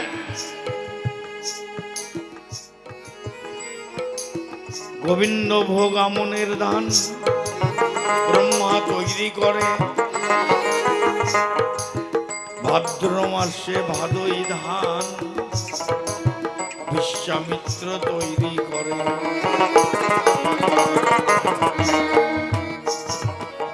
বলে হ্যাঁ, তুমি একটা সৃষ্টি করেছো, কিন্তু বিশ্বামিত্র ভাদই ধান তোমার সৃষ্টি, আর আমি সৃষ্টিকর্তা, অন্যান্য ধান আমার কৃষ্টি। করো দৃষ্টি, তোমার ভাদই ধান কোনো পূজায় লাগবে না। অন্যান্য ডাল তৈরি করেছেন ব্রহ্মা, কারণ সবই তার সৃষ্টি। বলে ডাল আমিও বানাতে পারি, আমাকে ব্রহ্মত্ব দেবে না কেন? বিশ্বামিত্র মাসকালার ডাল বানিয়েছিল। বললো এই ডাল কোনো ভোগে লাগবে না। অনেক গল্প, শেষ করে দিচ্ছি। রাধামোহন অন্তত দুটো গান করুক, সময় প্রায় শেষ, ওকে একটু সুযোগ দেওয়া দরকার। গল্পের শেষটা কি? ব্রহ্মা বলল আমি নারী পুরুষ তৈরি করেছি বিশ্ব মাঝে। মানুষের পেটে রসবীজ দ্বারা পিতামাতার মিলনে, নারী পুরুষ মিলনে মানুষ তৈরি করেছি। বিশ্বামিত্র কয় আমার কথা নেও, তুমি এখনো আমাকে ব্রহ্মত্ব বর দাও। বলে এইটা বাদ দিয়ে তুই সবই পারবি, খালি তুই শূদ্র, তুই অতি ক্ষুদ্র, তোর আছে শত ছিদ্র, তোকে ব্রহ্মত্ব বলে মেনে নেওয়া যায় না। কিন্তু ব্রাহ্মণ হওয়ার বিশ্বামিত্রের বাইরে। বলে আমি চমৎকারিতা সৃষ্টি করতে পারি, তুমি বলেছ বানাই আমি পুরুষ আর নারী, তুমি নারী আর পুরুষ মিলে মায়ের গর্ভে জননে জন্ম দিচ্ছ নারী আর পুরুষ। আমি গাছে মানুষ ধরাবো, কে বলল? বিশ্বামিত্র।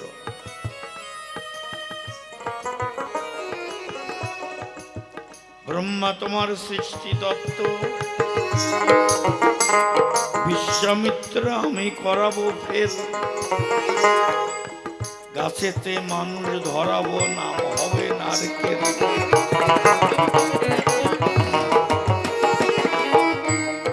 আমি গাছে মানুষ ধরাবো, তোমার রস বীজ লাগবে না, নারী পুরুষ লাগবে না। দেখবেন দুটো চোখ বানালো, মানুষের মাথা বানালো, অনন্ত গুণ সংযুক্ত নারকেল। যাকে গল্প অল্প করি, সবশেষে বলল তুই যা বানিয়েছিস বিশ্বামিত্র, আমি স্বীকৃতি দিলাম, কিন্তু বশিষ্ঠ যদি তোমাকে ব্রাহ্মণ বলে স্বীকার করে, কিছুতেই করে না, নানান শাস্তি দিল, শেষকালে জলের মধ্যে ডুবিয়ে রেখে মাথার উপরে হাত দিয়ে নাক ডুবিয়ে দিল জলের নিচে। বশিষ্ঠ মরে যাবে আর কি, তাও বিশ্বামিত্রকে ব্রাহ্মণ বলে স্বীকার করলো না। সেই সময় জ্ঞান চৈতন্য ফিরে এলো বিশ্বামিত্রে। আমি এত কষ্ট দিলাম, এত শাস্তি দিলাম, অন্যায় আবদার করলাম, তথাপিও বশিষ্ঠ মুনি ব্রাহ্মণ বলে স্বীকার কিন্তু করল না কখন।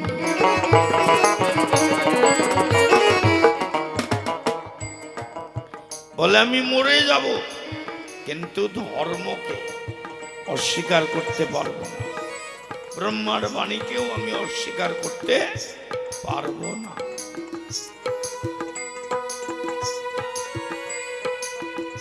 হঠাৎ করে মনে হলো বিশ্বামিত্রের, আমি খুব ভুল করছি,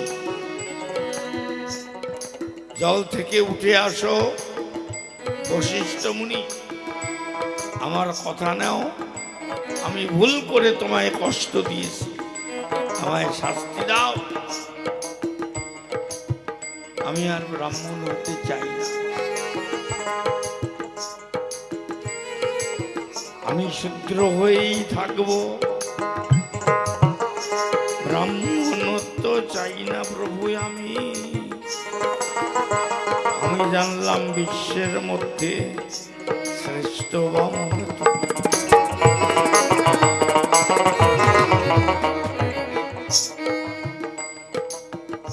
এই যে সমদম যশ দান দয়া ক্ষমা সরলতা, এই 9টা গুণ, ক্ষমা গুণ, তখন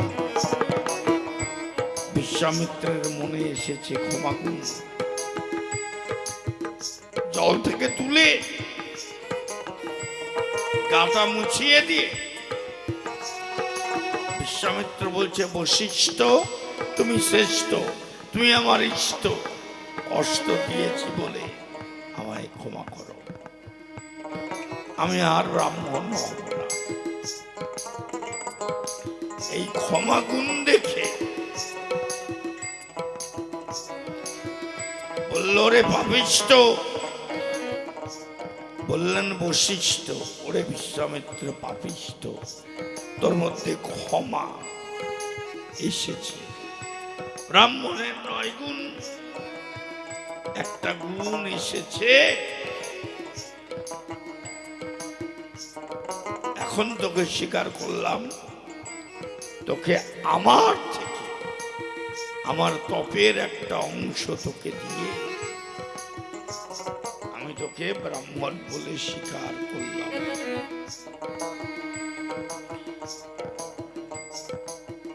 এই কথা বলল যখন, সেই বশিষ্ঠ মুনি ব্রহ্মলোক থেকে স্বয়ং ব্রহ্মা করে দৈববান।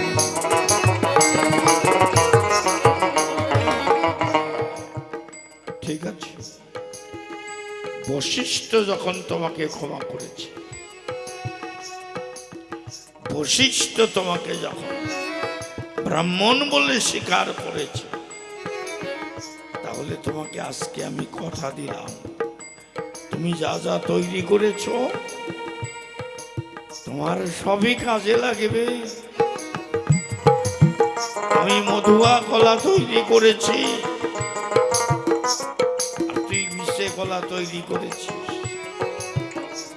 যাকে আমরা এঠে কলা বলি, ওটাও ভোগে লাগবে। কুচবিহারে যাবেন, দই চিরা আর বিষে কলা দিয়ে ভোগ দেখতে পাবেন। তবে আর বেশি কথা বলবো না। এখনই ছেড়ে দিলাম আমার আলোচনা। ব্রহ্মা তখনই ডেকে ডেকে মুনি বিশ্বামিত্রে কয়, তুই যখন বশিষ্ঠের মন করেছিস জয়, তবে এই যুগে নয়, কলি যুগে করে দেখো দৃষ্টি, সব কিছুর মান্যতা পাবে।